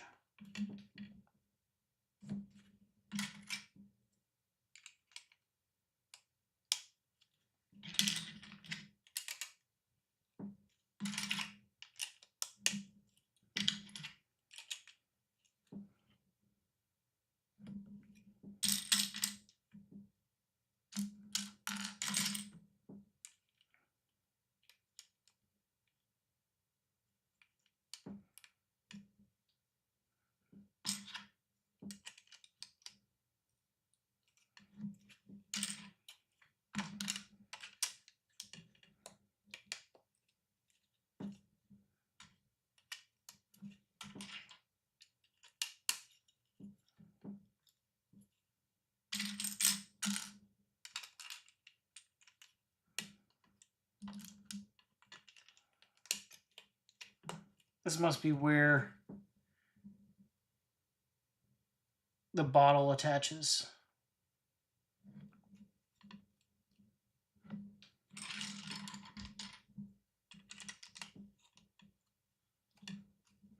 It has like those connection points right there.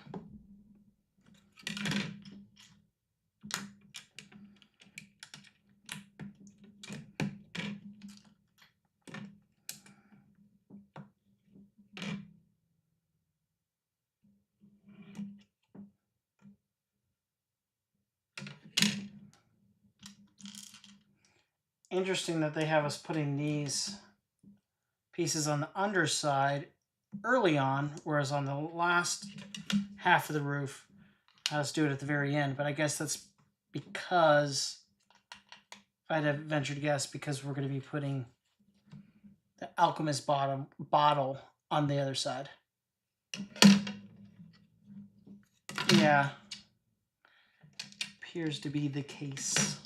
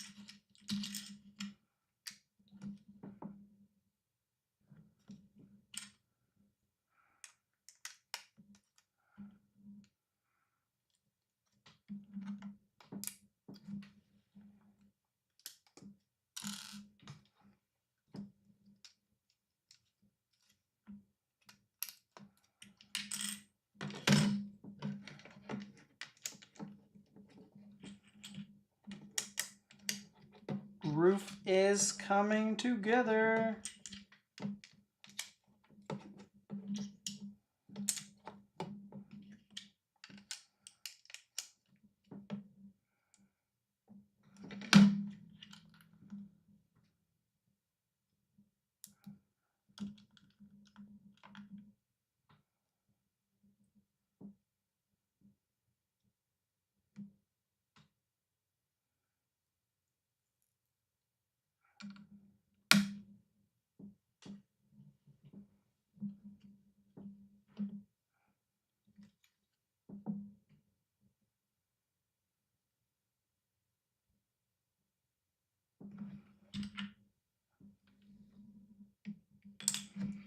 Oh no.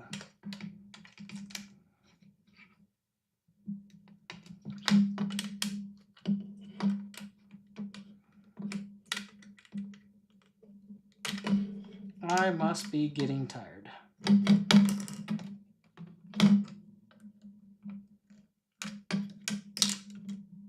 Because on these pieces, I am one stop off.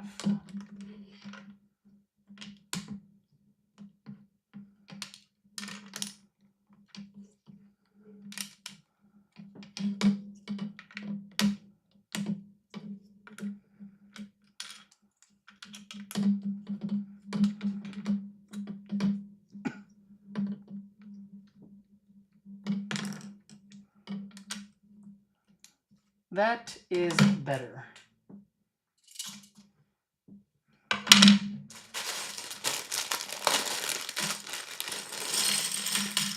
Ladies and gents, bag 26 out of 26. I.e., this is the last bag. This is the grand finale.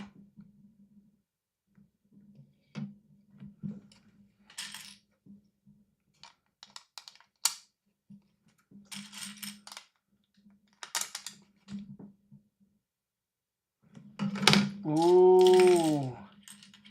Yes. I am a fan of the metallic gold.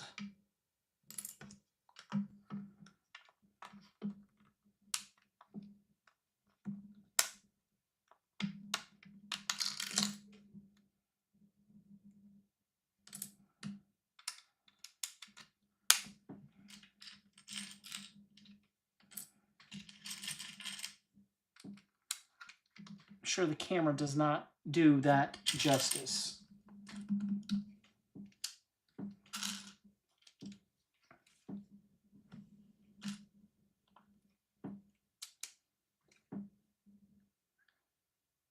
But that metallic gold is a thing of beauty.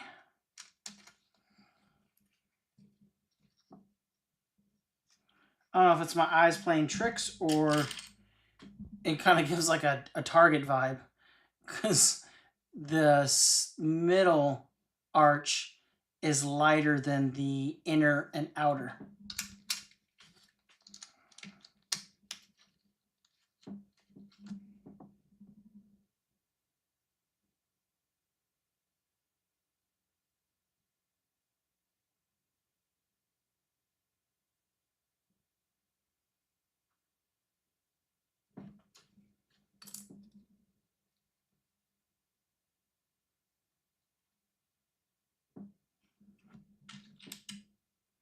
Oh.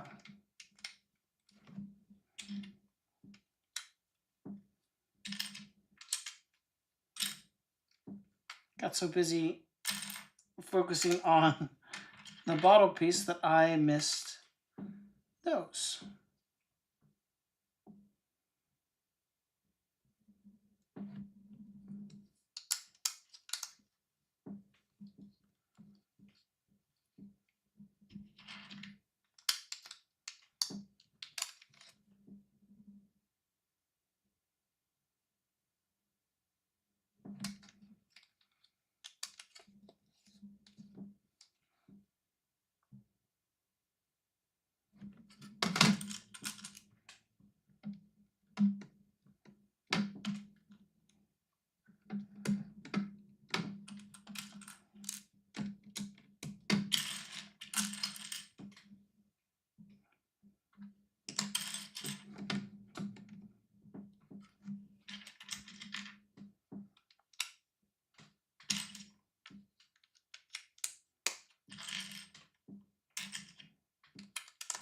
the roof is almost finished, and that means that the set is almost finished.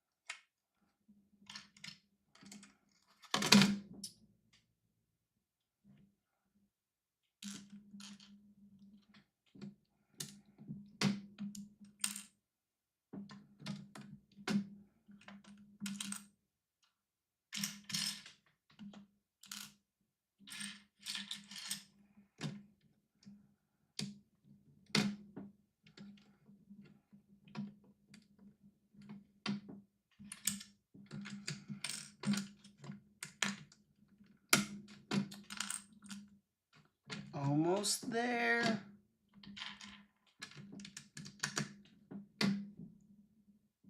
So exciting.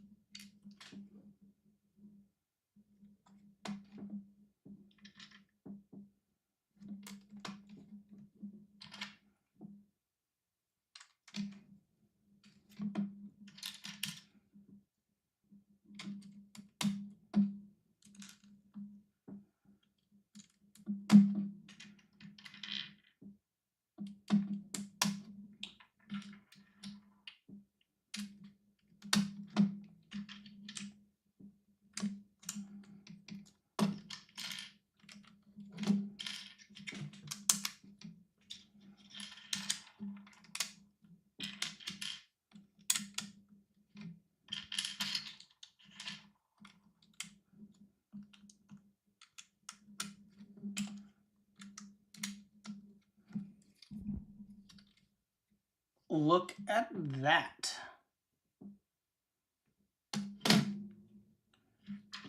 Okay, looks like this is going to be an interesting little build. The way it kind of hangs off the roof.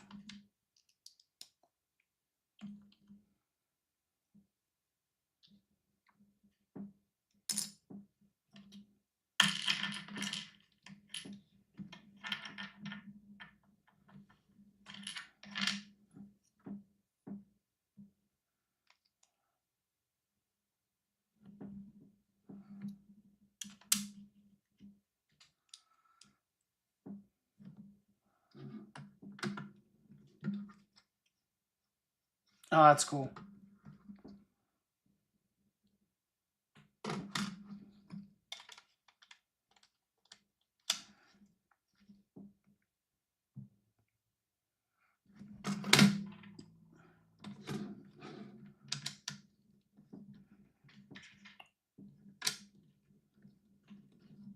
That's interesting. Instead of letting it be hollow,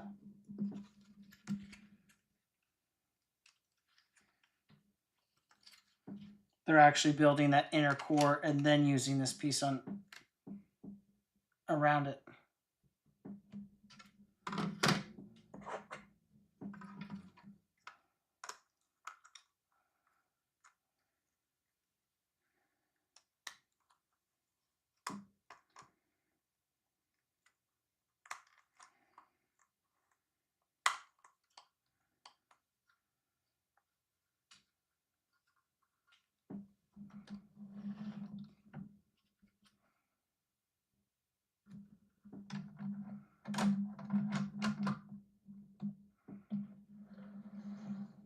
I'm not gonna lie, that does not feel very secure.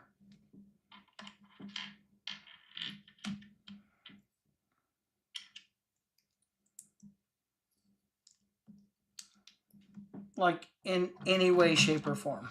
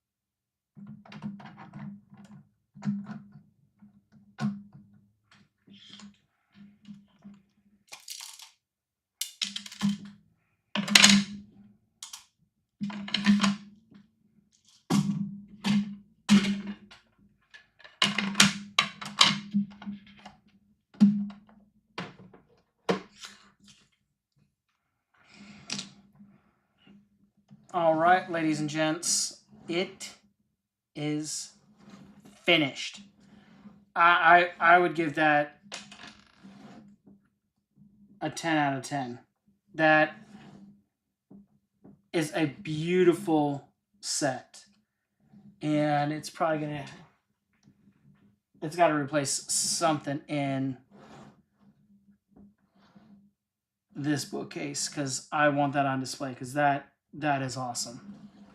So I will have to do a review at some point in time. It is almost 2 in the morning, so it will not be tonight, and I won't belabor the point. But as far as a set, suffice it to say, with all these incredible minifigures, the little cart that matches, and it's got the Alchemist bottle here, and then on the roof, and then the green and white complements the green and hunter green that you have on here, and you got the splash of red with the tree, and then the lines for the roof, and then all the like wood beam work throughout. It's incredible. The craftsmanship in this is just outstanding. So definitely recommend this set. Unfortunately, you know, it's like the thing that's in our hands. The chance to pre-order it is already gone. So really, you have to get it either on the secondary market or wait for kind of those extra sets to be re-released. So the ones that people either canceled their orders or they were returned or they slightly overproduced. Then when that round comes, I definitely recommend this. It's fantastic. Like the little beehive with the bees and the little mushrooms. Everywhere you look on this set, there's just something to notice, something that stands out. So, sorry for the really long stream. That is almost 4 hours. I don't foresee myself ever doing that again. We'll do some streaming again, but not that long. So lessons learned there. Probably should have cut it off and save the rest for another day, but I just really wanted to finish the set. So I think we've all been there. So thank you so much for watching. Appreciate everyone that popped in, even if it was for a brief period of time. I really appreciate that. If you want more content like this, drop us a comment. Let us know. We're still young, so we have the ability to kind of experiment, do different things that maybe not represented out there in the LEGO community. So let us know. But if you liked it and want to see more content, like and subscribe. Until next time, thanks for watching and happy building.